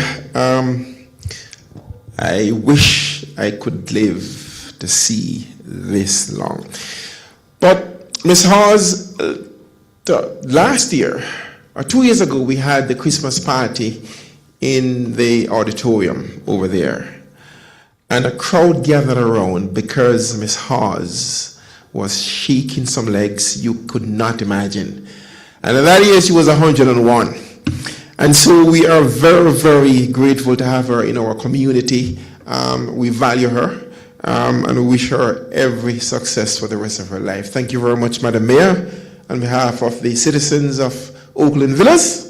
And we will definitely present this to Ms. Hawes the next time we get to see her. Thank you. Thank you so much,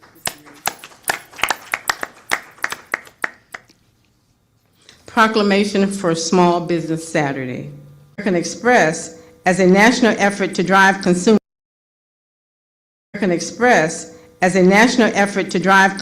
to shop at independently owned businesses and bring national attention to small businesses during one of the busiest shopping days of the year. And whereas, according to the most recent data from the United States Small Business, there are currently 36.2 million small businesses in the United States that represent nearly 99.9 employer firms, generated 1.2 million net new jobs, and account for 70% of employment growth in recent years. And whereas the City of Lauderdale Lakes has over 700 business establishments, many of which are small businesses, that have greatly served as a catalyst in creating jobs, boosting our economy, and preserving our neighborhoods. And whereas the City of Lauderdale Lakes, through the American Rescue Plan Act, has been providing financial assistance to small businesses impacted by COVID-19 pandemic. And whereas the City of Lauderdale Lakes has created Shop Small, Shop Lauderdale Lakes, which is a campaign designed to encourage residents to visit their favorite small business store in the City of Lauderdale Lakes on November 29th and make purchases. And whereas the City of Lauderdale Lakes will continue to access resources that will help small businesses to grow. Now therefore, I, Veronica Edwards Phillips, by virtue of the authority Lakes, do hereby proclaim November 29, 2025 as Small Lakes, do hereby proclaim November 29, Carswell and Commissioners Easton Harrison, Carleen. In witness thereof, I have unto set my hand and cause the official seal of the City of Lauderdale Lakes to be affixed this 10th day of November 2025. And accepting for Small Business Saturday is our Chamber of Commerce, Mr. Green.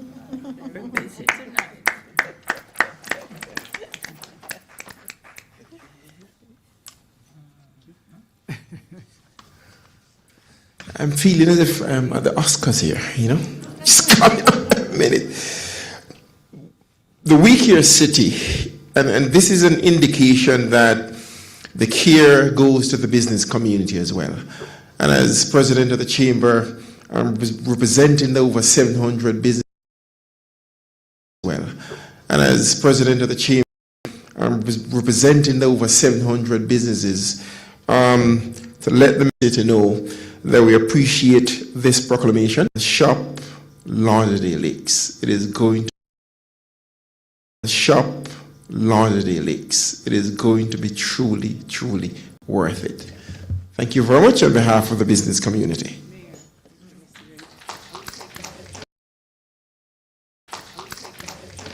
No. You want to give former Vice Mayor the small business, and you take. You want to give to the step and repeat. Where's Mrs. Dawes? To the step and repeat. Where's Mrs. Dawes?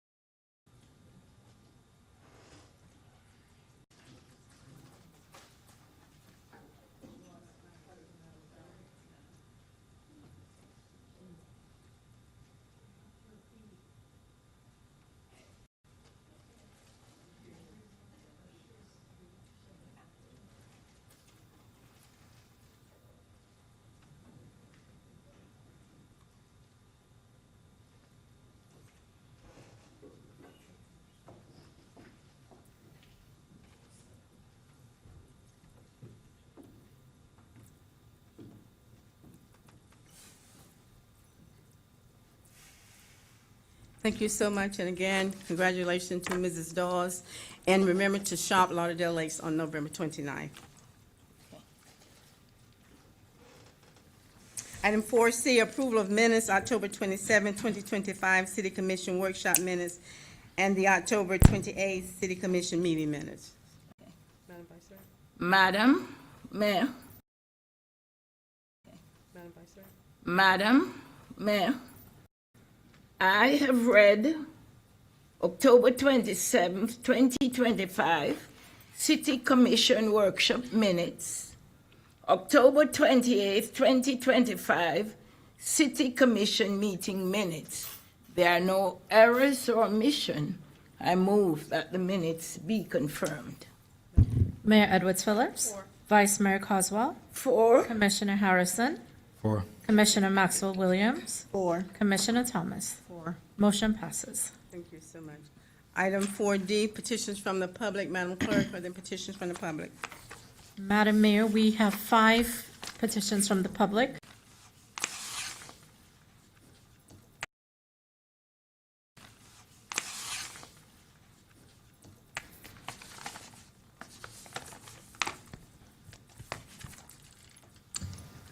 Good evening, Madam Mayor, Commissioners.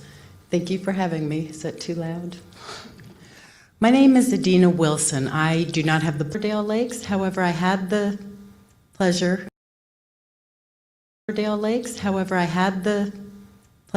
coordinator for Light of the World Clinic. We are a nonprofit clinic in Oakland Park. Our doctors volunteer their time so that we can provide free medical care. Our only 3 requirements are that the person lives in Broward County, they have no health insurance, no Medicare, Medicaid, nothing, and they make under 2.5 times the federal poverty level. Those are our only 3 requirements. So I am here asking for the commission to me spread the word about the care that we offer to your residents who may not be receiving medical care because they think they can't afford it. Because our doctors volunteer, our patients get a number of specialists, everything from acupuncture, dermatology, cardiology, podiatry, physical therapy, ophthalmology. We have a dispensing pharmacy, so we try to give the patient any medication that they need as opposed to writing a prescription that they then can't afford to fill. We are trying to get people to not use the emergency room unless it is an actual emergency. To me, is that there's no follow-up. It's a one and done. When you check out, what do they say to you? Follow up with your primary care physician, okay? And if you don't, it's a one and done. So we would like people instead to apply to be our patient. There is an application process because of those 3 criteria, but that is all we check, that's all we ask, that's all we track. We are located on the bus line.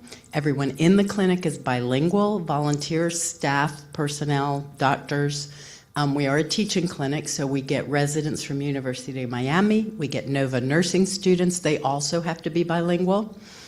And everything we do is literally for the good of the patients. The doctors are not making anything. We're a nonprofit. Most of us are paid by grants, or not, depending on what happens in Washington. We just want, or not, depending on what happens in Washington. The brochure and my card, the brochures are in 4 different languages. This is simply English.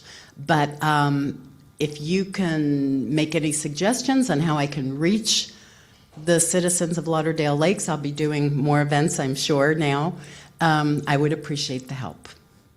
Thank you. The clerk will give it to him. Thank you so much. Madam Clerk. Thank you. Yes. Sorry, you're good. I'm sorry, did anybody have any questions? No, we will read your brochures and if we have any questions. And you are welcome to call me, text me, email me, whatever. Yes. I appreciate it. Thank you, Madam Mayor. Thank you. Madam Clerk. Madam Mayor, we have next former Vice Mayor Mark Spence. Former Vice Mayor Spence. Good evening, Madam Mayor, Vice Mayor, Commissioners, City Attorney, City Clerk, and Assistant City Acting. Good evening, Madam Mayor, Vice Mayor, Commissioners, City Attorney, City Clerk, and Assistant City Acting City Manager. Good evening, sir. We had a conversation about the amnesty program. I just wanted to add, plus administrative and hard costs was added. As a chamber, we had that recommendation, but it was plus administrative and hard costs was added. As a chamber, we had that recommendation, but it was our understanding that it was included in the commercial side for the 1,300. But that can be put into your design for the program that you have the application fee plus administrative and hard costs. So that's as a chamber. Personally, as a resident of the city of Lauderdale Lakes, advocating for the people, I don't think we can afford the 10% or the 15%. So I ask you guys to lower it for the residents of Lauderdale, that the city of Lauderdale does. Now, earlier I was listening to the commissioning workshop, and there was a program that Commissioner Harrison was presenting, and it was about something to do with real estate, right? And I was disappointed who was doing the program.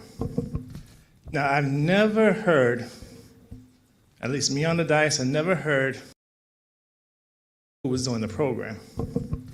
Now, I've never heard, at least me on the dais, I never heard us ask Commissioner Thomas, who's presenting it, for her to ask Ms. Coswell, who's going to be at the Women's Celebrating Women, or Commissioner Maxwell Williams, who's going to be at any of her events speaking. We've never done that before. So why now?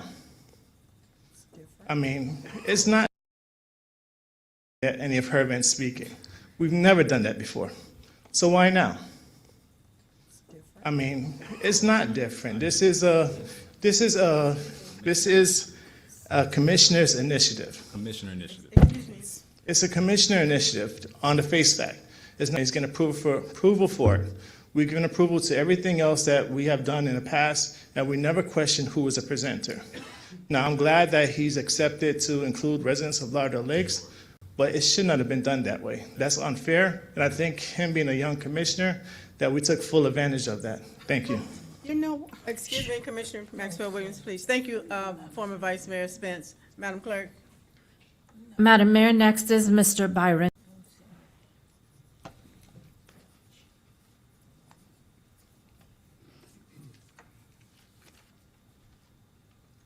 Protocol has been established.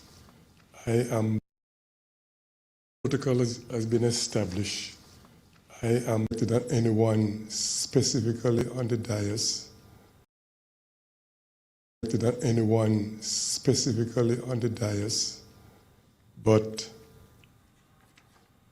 any or all of you might be included in my remarks. I'm addressing the item G on with regards to the consideration of expanding the city attorney's contract and inquire. And I inquire, and when I observed your last meeting, and I said to myself, who is the City Commission representing? Why I say that, Madam Mayor? The Commission sent out your emissary of lack of using a better word, to discuss and negotiate with the city attorney. Madam Mayor, I observed the remarks where it seems like no consultation was done with your emissary, the staff person that you sent to negotiate, because I don't think any of you know anything about contract law, but she's supposed to be representing the city. Madam Mayor, I'm going to pick on you. You're the most senior person on the dais. And this is where leadership should come from. Now you're the mayor. You should expose certain leadership as far as this negotiation is concerned. Let me take out my notes. The little research I made, and I'm just an ordinary citizen. I inquire and research what other attorney in Broward County make. And I found that the lowest is 74,000 and the lowest is 74,000 and now the average is about 160,000 a year. And I'm not a math genius. I'm not a math genius, but I know my math. I'm not a math genius, but I know my math per hour, which tabulate to $3,087 per week, or $13,378 approximately per month. Now, I hear that the city attorney is asking to double what he's making. He's making $19,000 a year, and he want a little less than $19,000, double. Now, in my little research, skill level is taken into consideration, experience, and yes, the duties of the city attorney. I would like to know if the duties has expanded beyond what he's doing now. Reviewing contracts, drafting ordinances, defending the city when necessary, as far as land litigation may concern, or drafting resolution. Almost double, Madam Mayor. You know what I found out in my little research too? The black cities, the cities that run by black people, I don't know if they take advantage of them, or they don't know how to negotiate in in the interest of the city. Because as I said to you, Madam Mayor, you guys send out your emissary, whatever her name is, to negotiate. And all the comments from the dais,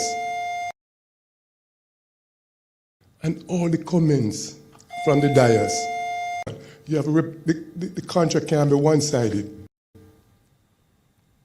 It can't be totally for the city manager. Something has to be in the interest of the city. And I expect you to lead on this, Madam Mayor. Thank you, Mr. Miller. Madam Clerk. Madam Mayor, next we have Ms. Ingrid Roberts. Ms. Roberts.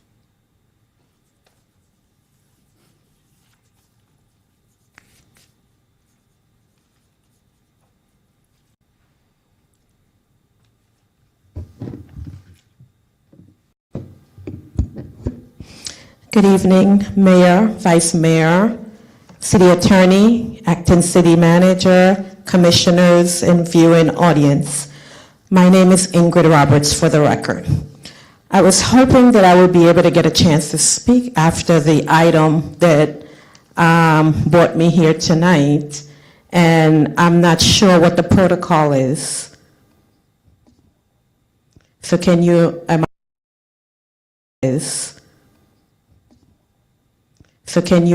I able to speak after that discussion? Can I yield what I have to say until after that discussion, which is number N? It's an item on the special agenda. That's Yes. No, on this one. Oh, which one? Oh, I think I have the wrong. Commission meeting agenda. So this one is irrelevant right now. Okay, since I have my time, can you tell me when this is going to come back on the agenda for discussion?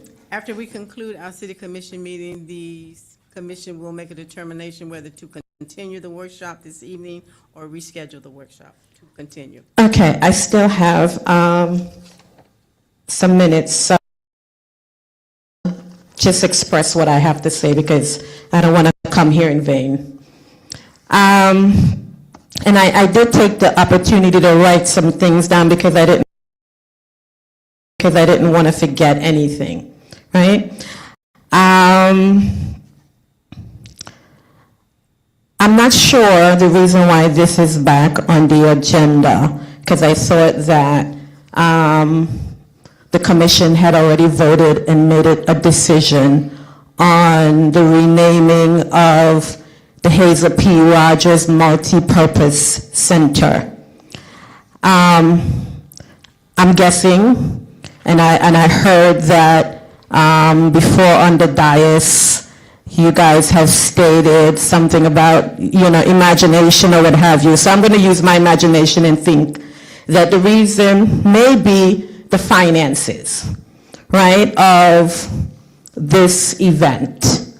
I'm here to petition the city for a celebration for Commissioner Hazel P. Rogers. I know you guys have already talked about the ribbon cutting, but for someone who has labored in for decades, I have lived in the city of Lauderdale Lakes for many years, so I know the value of Commissioner Hazel Rogers. So I'm not here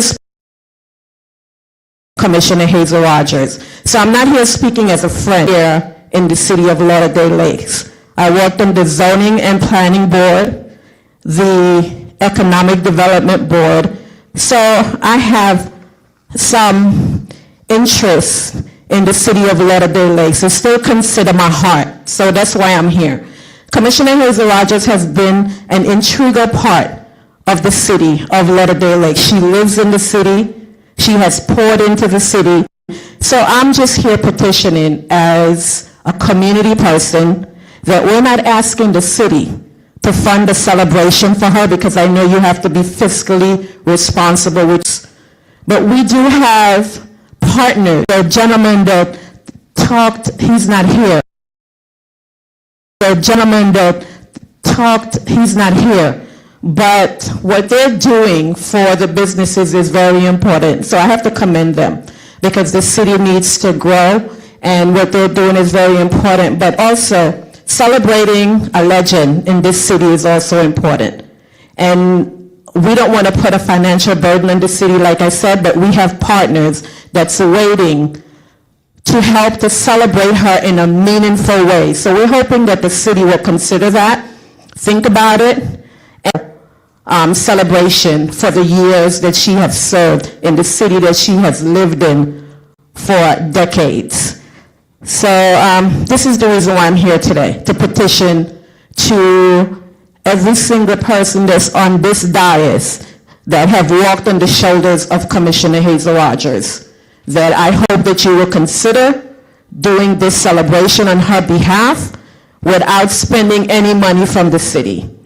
So with that being said, thank you very much. I also wanted to finish with a scripture because I did write that down and it's very important to me, but I can't because my time is up. But so much is given, much is expected, and we have.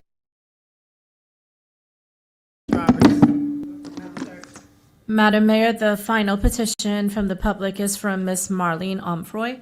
Ms. Umfroy. Thank you. Ms. Roberts.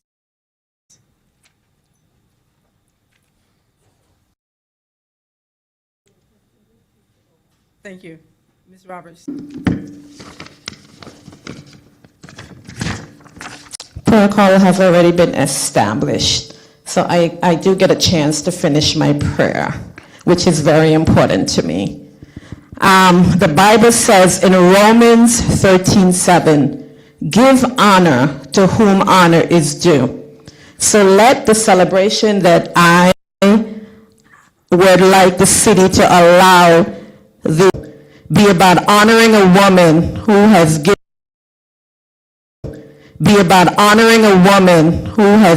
given so much of herself, whose love and dedication have left a lasting mark on this community. May this not just be a moment of recognition, but a call to serve with purpose and lead with courage and to lift as we climb. Thank you. Thank you, Ms. Roberts. Madam Mayor, we have no more petitions from the public. Thank you so much. Item 4E, Resolution 2025-140.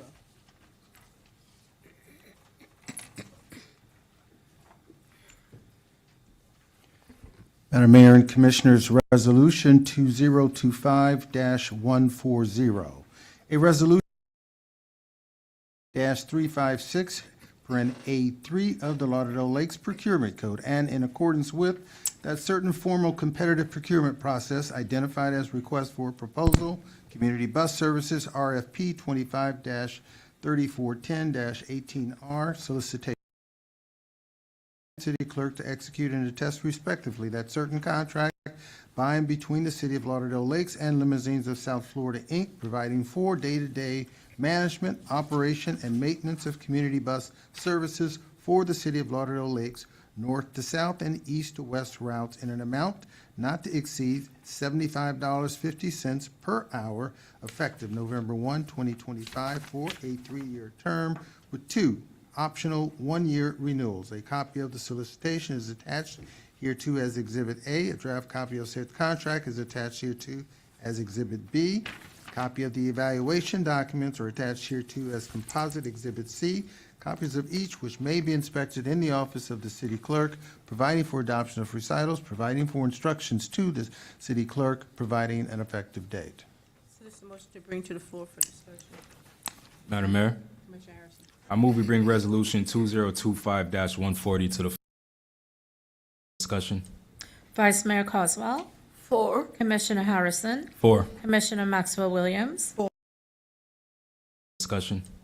Vice Mayor Coswell.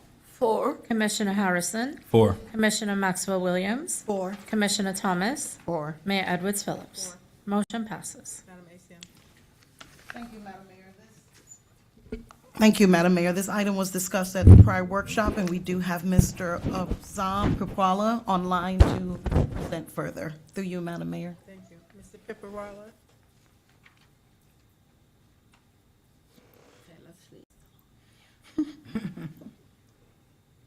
City Commissioners, City Attorney, Acting City Manager, and Deputy City Clerk, members of the audience. My name is Azam Piprawala. I am the Procurement Administrator for the City of Lauderdale Lakes. Madam Mayor, as mentioned already, this item was discussed at the workshop. Mr. Pipperwala, we did- Mr. Zahn. I'm sorry. Yes, could you turn your volume down just a little bit, if it's on your end, please? It is not on my end. I apologize. I'm whispering. Is this all better? Madam Mayor, IT is taking care I of it. just, all right, thank you. I apologize, Madam Mayor. Madam Mayor, as mentioned, we did present to the Commission a timeline of events for this item. We did present to the Commission a timeline of events for this item from when we advertised up until it came to Commission the last time. I'm available for any additional questions that may be coming from the Commission.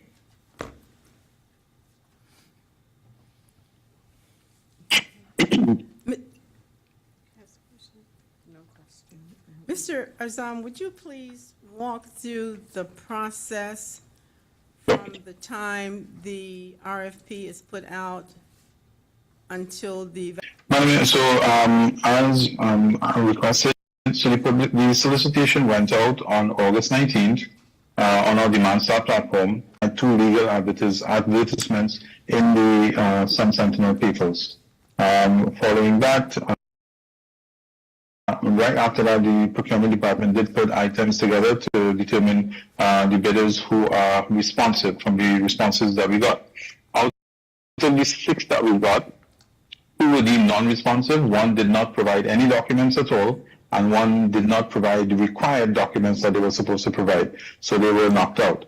And the remaining 4, their proposals were evaluated, making sure that they were compliant. Part of the solicitation process was that the vendors were required to provide financial documents so that the city can determine their financial strength. A guideline was put together, and these documents were sent to the financial services team to evaluate the financial strength of each of these firms. Once those scores came back from the financial services team, those scores were added to the tally. To the rating sheet that were given to the evaluation committee members, who would now take those scores as well as the local preference scores that we had and given to the evaluation committee. They will now review the proposals in detail. We announced a public meeting, a public evaluation meeting on October 6th for October 13th, giving ample notice to the members of the public. On October 2nd, a recorded and live stream public meeting. One of the evaluators indicated that they did not have sufficient time to review the proposal. So what we did, we terminated the meeting and we rescheduled. We rescheduled for 5 days after, which was on the Friday. At that meeting, it was also a public meeting, recorded and live streamed to members of the public. The criteria that were given on the solicitation, the evaluation committee members were asked from about each vendor, how they met each criteria, and the comments of the evaluation committee were put on record. The evaluation committee scored each of the vendors. The highest scored from the on the rating sheets combined that we received was Limousines of South Florida. Thereafter, we put our recommendations together and brought it to commission that based on the procurement process that was done. In addition, may I add, the evaluation committee members made up of members of staff from the city manager's office, from Public Works, and from Parks and Human Services. Procurement facilitates the process. When we have an evaluation committee, we don't participate in the evaluation itself. We just facilitate the process. So we took what they gave us, we have presented this to the commission.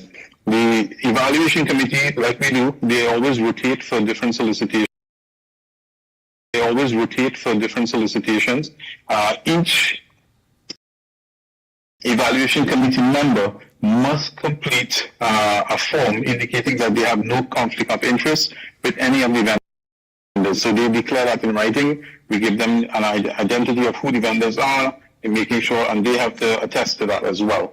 So after that complete process, we brought these scores to the commission, recommending that after the complete procurement process, our recommendation is to Citizens of South Florida based on the highest score that they have received, and after the committee has also reviewed their proposals. Available for any other questions. Madam Mayor.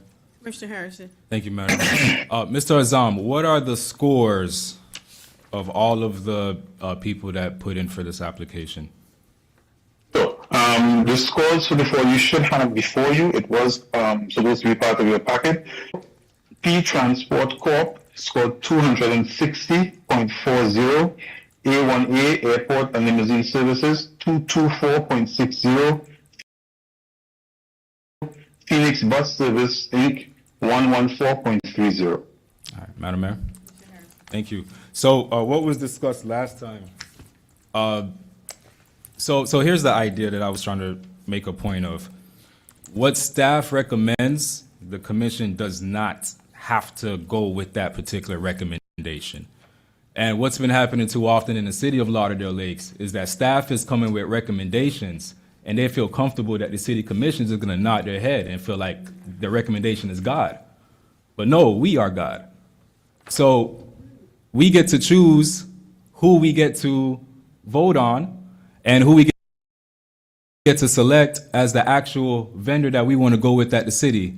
So with that being said, what I was recommending was we get presentations from both vendors who have the close top score of only about 17 percentage points. And we were told that these things are not close, but they are actually relatively close in terms of the rest of the scores on there. Thank you, Madam Mayor.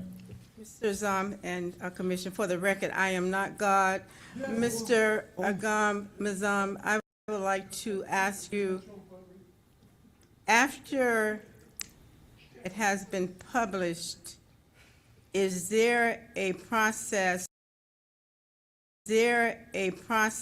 or time period? Absolutely, Madam Mayor. There's a protest period written in the solicitation itself, as well as on our procurement code of 5 days. The notice of intent to award was issued and published on our demand start platform, in the, advising all vendors that this is the intent of the city to award to this vendor. We had 5 days, with the period ending on the Friday after that notice of intent would have been issued, was the deadline, Friday at 5 p.m. We have not received any confirmation that anyone wanted to protest. Thank you. I won't even try to pronounce the name.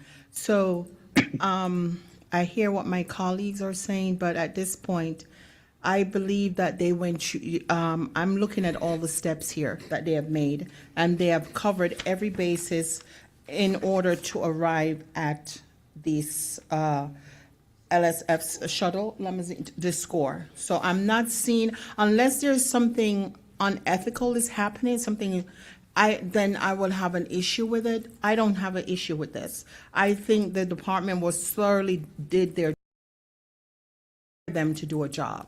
So if we can't trust them to do the job, then we need to get rid of the department and then we take it over.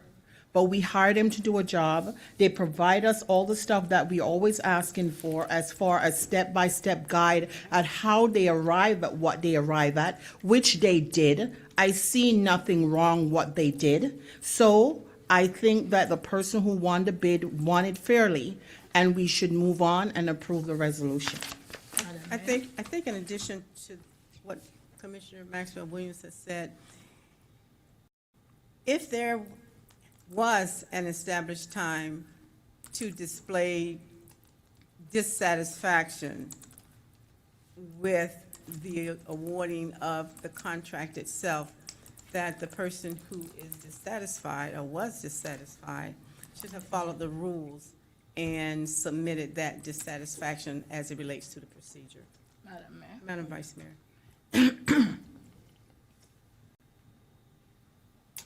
I have looked on the overall score.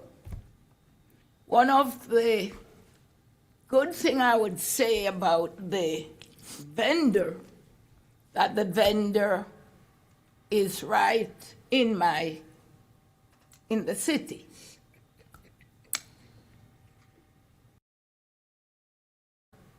Is right in the city. If there is a breakdown, I'm sure no one wants to sit in a bus for an hour or half. They can call, and I would hope that they have a replacement. And we have to be very careful once the procurement went well, that we are not going to reward people because, okay, that person could be a new company, and you're trying to get that company established. So for me, when the time comes, I will be voting to keep Limousine of South Florida, because they are right down the corner. Problems, not with them, they know. We can always, there will be a replacement bus to come and pick up these people. So I would mess with the contract, because if they dot all the I's and cross all the T's, I don't want someone to decide to sue the city because we decided to change in midstream. Every other vendor got the chance to appeal, and if that vendor or vendors did not use the period, the time frame that was established, then I would know why would they want to change. Changing the rules. I did not. You got 5 days to appeal, and you did not take it, and then suddenly we're coming. I will vote to keep South Florida Limousine. Give them the contract, and if they mess up. Also, thank you, Madam Mayor. Also, it's kind of weird, but the limousine service that we have worked with them for years. We know what they are capable of, what they're offering. The other company that scored below 17 points difference, we have no idea who these people are. We don't even know what their services and what they're really truly going to offer for us. So to even consider that was just, doesn't make any sense at all. And I find it very, just doesn't make any sense. Solicit a motion for approval. Yes, Madam Madam Mayor? Mayor, go ahead. Madam Vice Mayor. I would like to bring Resolution 2025-140 to the floor for approval. Vice Mayor Coswell. 4. Commissioner Harrison. 4. Commissioner Maxwell Williams. 4. Commissioner Thomas. 4. Mayor Edwards Phillips. 4. Motion passes. Thank you. Item 4F, Resolution 2025-141. Item 4F, Resolution 2025-141. Madam Mayor and Commissioners, Resolution 2025-141, a resolution of the City Commission of Lauderdale Lakes, Florida, authorizing amendment to temporary service contract and payment of invoice. Authorizing amendment to temporary service contract and payment, operation and maintenance of community bus services with the City of Lauderdale Lakes, north to south and east to west, for the period beginning October 1st through October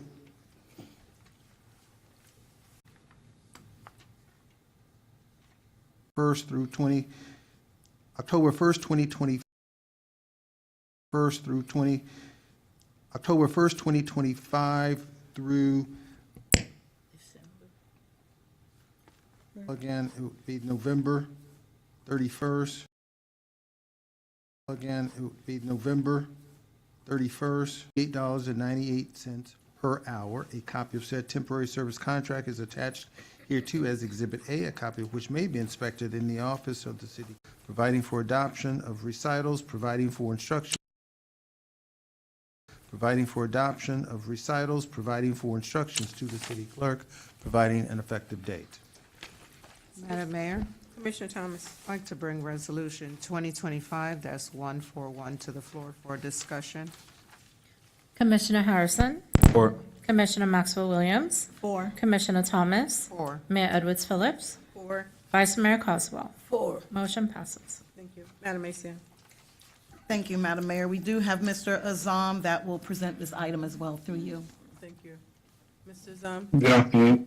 Good afternoon again, once again. All protocols established. Madam Mayor and Commission, this is an item where Limousines of South Florida, they provided continuation of services to the city during the period that we had this solicitation ongoing. Every contract started on October 1st,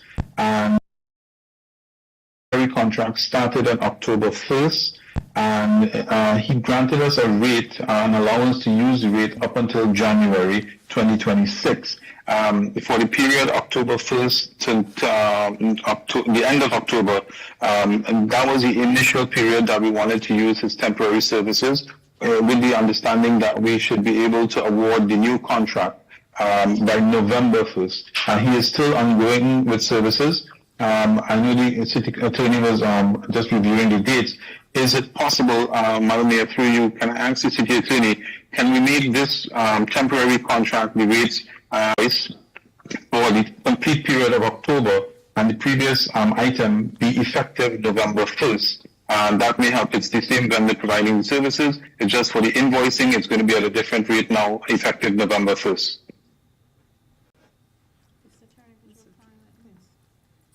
Madam Mayor and Commissioners, it sounds like the purchasing manager is asking if the award on the previous item could be effective as of November 1st, which would allow the payment of the invoices under the period from October 1 through October 31st. That's what I heard, correct.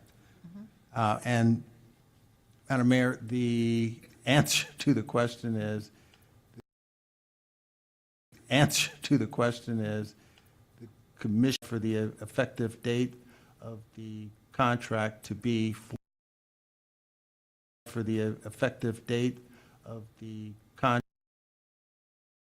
have to take place. Through you, Madam Mayor, if I may, if it's possible, then can we make the new contract effective December 1st and use the current rates up until the end of November? Okay. Yes, that's more appropriate. That makes better. That sounds better, Mr. Zam. Thank you. Available for any questions. Motion, please. Madam Mayor, Commissioner Harrison. I move to approve Resolution 2025-141. Commissioner Harrison? 4. Commissioner Maxwell Williams? 4. Commissioner Thomas?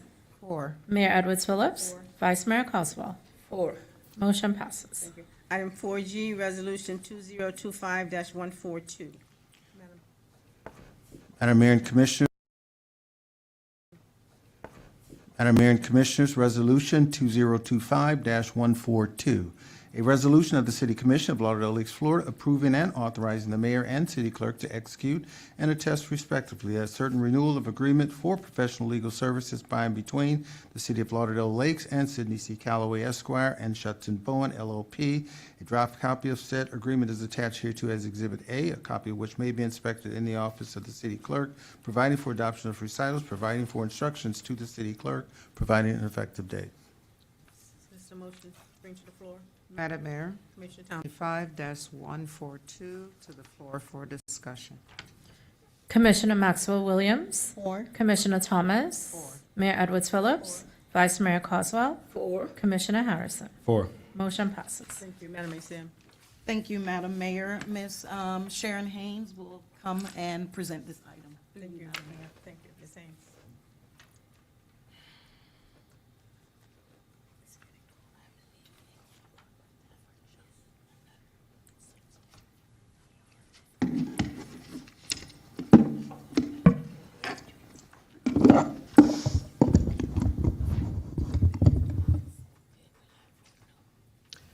Good evening again, Madam Mayor. Protocol have been established already. My name is Sharon Haynes. I'm the Director of Financial Services. 3-year term with an option for 2 additional 2-year periods. The contract is at $600,000 for the year, with additional costs for complex matters and additional city attorney services. Is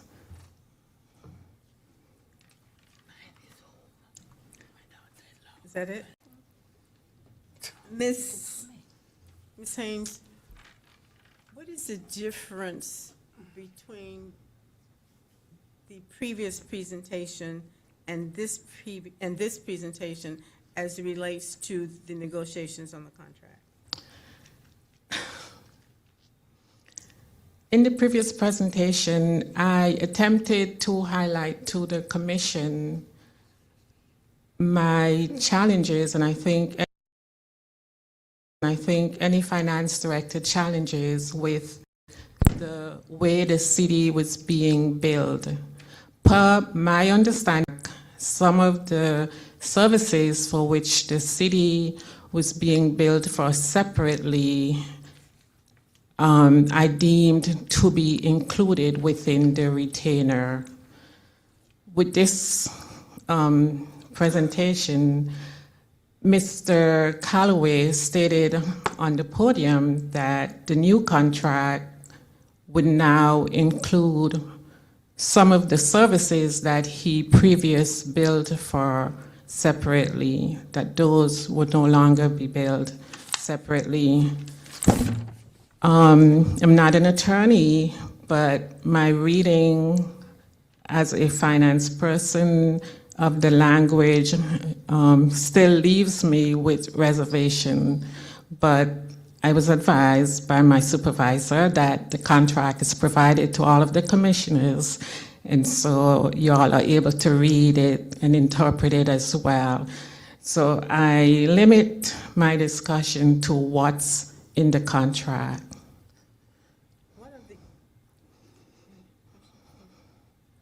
One of the topics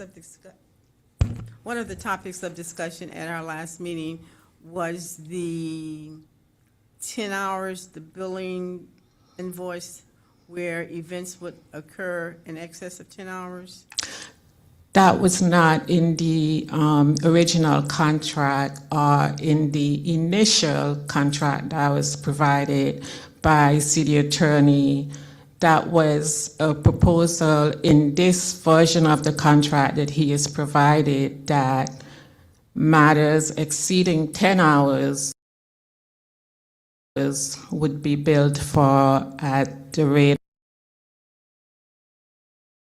$10 per event, or 10 hours per event, or 10 hours for the entire year.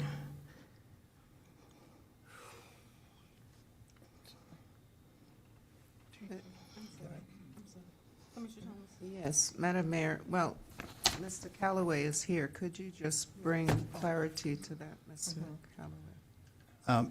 Madam Mayor and Commissioners, I gave a few examples of what might be deemed a matter that requires special counsel legal services. First, I said again, those matters would be any matter that is going to require more than 10 hours of time. So for example, Oakland Villa, when we started, it's not included in this example, but when we started, we were really talking about what we needed to do to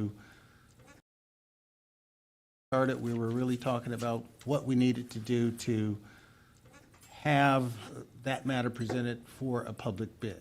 That obviously took more than 10 hours of time.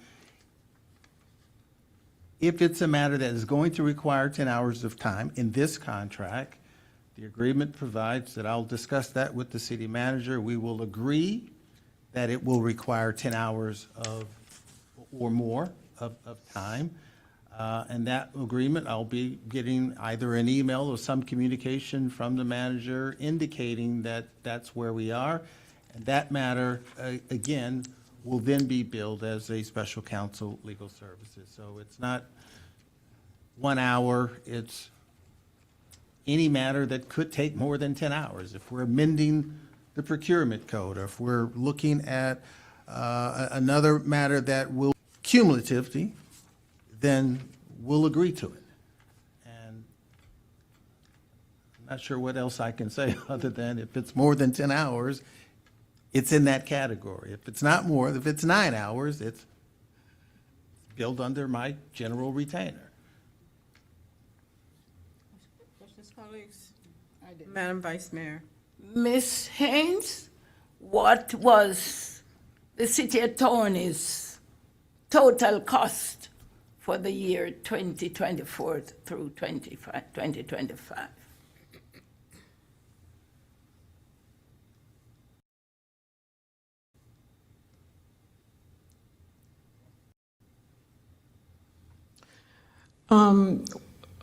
The cost, I believe that I presented in the last presentation was a little over $700,000, but that only included bills up to the month of June. We have since received bills from the city attorney for July, August, and September. Based on the amount of those bills, I anticipate the 2025 total cost for legal services coming in close to $900,000. Thank you, ma'am. There are not any other questions. Solicit a motion. Aye.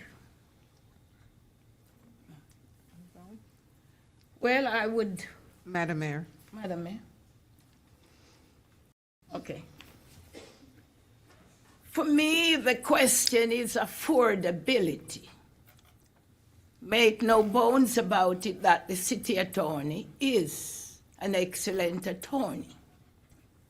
But I look at my city as a Lexus versus a Lamborghini.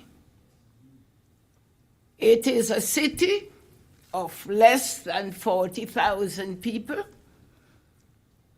No yachts are anywhere when I look around. We're not on the ocean side. No billionaires, no millionaires. Ordinary, I would say, working class people. And when I looked on the median income in Lauderdale Lakes, it is less than $50,000. So you multiply 900,000, divide 900,000 by 40,000, and you can work out the maths. He's an excellent attorney, but can we, as this tiny, tiny city struggling, we are now over budget, and that's the unfortunate thing. I haven't seen anything comes out where we are going to talk about the $1.4 million that is in the deficit. No communication. Are we going to, maybe we're just going to sweep it underneath the rug. So for me, it is affordability. My city,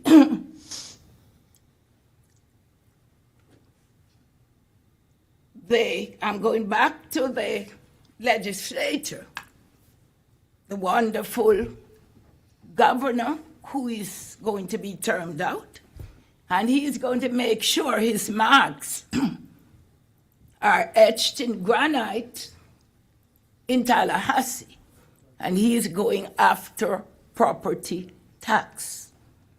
And I have been saying it, and I'll say it again, maybe the papers I read and maybe the radio that I listen to, maybe lots of my colleagues right here are not listening to it. For whether we like it or not, some form of property tax is going to pass. They don't care about cities because they don't, the legislator right now would mind that all cities are, they go away and Tallahassee stays there. So for me, it's affordability. Can my city afford that? And the most important thing we must remember, a contract is legally binding. I looked on the budget. Sales tax, gasoline tax, when people are not working. Are they going to the gas station? No. Sales tax, you don't tax food, they have to eat. But are they going into the store to purchase big ticket items? The answer to me is no. When money is tight, do you spend it or you try to save a little bit? So maybe I'm on the wrong side of town because I'm looking on what is coming down the pike. This year, we did not get $1 from the federal government, even with all the lobbyists that we have up there. We got a few dollars for the Alzheimer's Center from Tallahassee. No other dollars I can recall. Maybe it came, but I don't remember they discussed it here. So for me, it's not that the city, can the city afford it? I think another question that needs to be asked as it relates to affordability, can we afford not to have representation that is going to move our city where we need to do and represent us in a manner where we have accumulated different revenues? So there's two sides to affordability. Affordability if we can afford it, and affordability if we cannot afford it and receive services that will not be beneficial to us. Those are my comments. Okay. Commissioner Maxwell Williams. So, board not to have an attorney. And I think Mr. Callaway has been is a good attorney. He has collected a lot of money from the bowling alley, Oriole Plaza, Champion Academy. The fee that you're saying that he has over $900,000. I think a lot of the work that he has done pretty much paid for some of his he has done throughout the time that you're stating, Ms. Sharon, if I'm wrong. We're also the marketplace. $330,000. We're looking at a monthly payment that $130,000. We're looking at a monthly payment to that. So I think his work speaks for himself.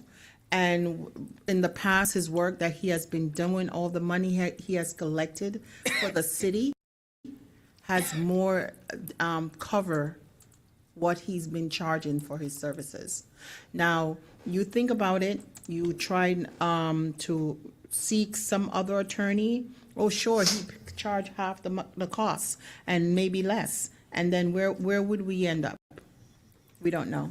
So I think that, yes, it's high, and we know we're in a deficit and we're working it out, but he's good, and we should stick to what we have now, and maybe in the future we can think about it. But for now, we need to, this is not the time to be doing this at all. So I am for voting for his contract. Commissioner Harrison. Thank you, Madam Mayor. Ms. Haynes, thank you for your presentation. So I'm just going to keep it straightforward. I think you're doing an amazing job in your recommendations and how you feel. I think right now we see value in having an attorney that gives us a strong. We see value in having an attorney that gives us a strong likelihood of winning and going after stuff. I also do believe that we can recuperate some of those funds over time. But I think you have a fair, I'm in support of retaining Mr. Callaway simply because I think our likelihood is. I'm in support of retaining Mr. Callaway simply because I think behind the strategy behind that, there's my support for that. Behind the strategy behind that, there's my support for that. But I'd want to say thank you. May I just add that in none of it, we should not keep Mr. Callaway. I know. I got you. Commissioner Thomas. Thank you, Madam Mayor. And I said it the last time as well.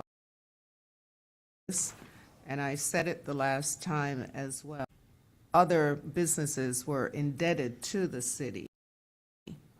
And at that time, because of my limited full scope of seeing the full picture of what was owed to us, Mr. Callaway went in order to recoup.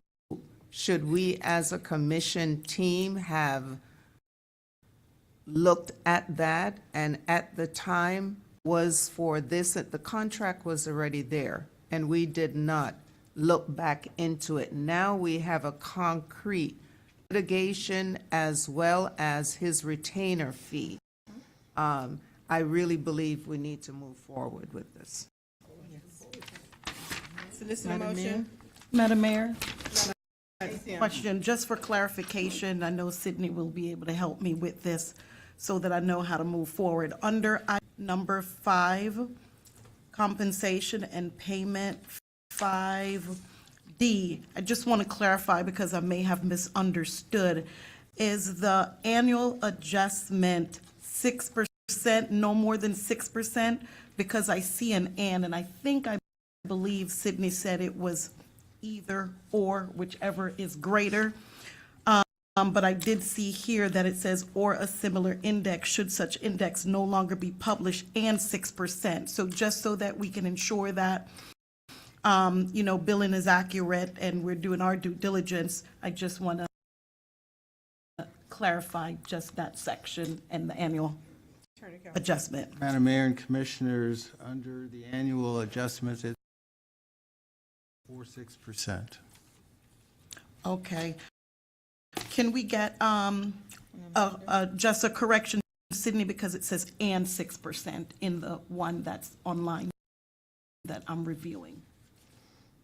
Would that be just that adjustment in a new contract or revision? Madam Mayor and Commissioners, I'm not sure why we're negotiating here, but certainly we can agree to what I've just said. Okay. Thank you. Solicitor motion. Madam Mayor, Commissioner Maxwell Williams. I bring 25-142 for the floor for approval. Commissioner Maxwell Williams. 4. Commissioner Thomas. Mayor Edwards Phillips. Vice Mayor Coswell. Against. Commissioner Harrison. 4. Motion passes. 5, consideration of other matters by unanimous consent. There are not any. Item 6, the special city adjourn. However, we do need to consider that on our workshop agenda, we did not complete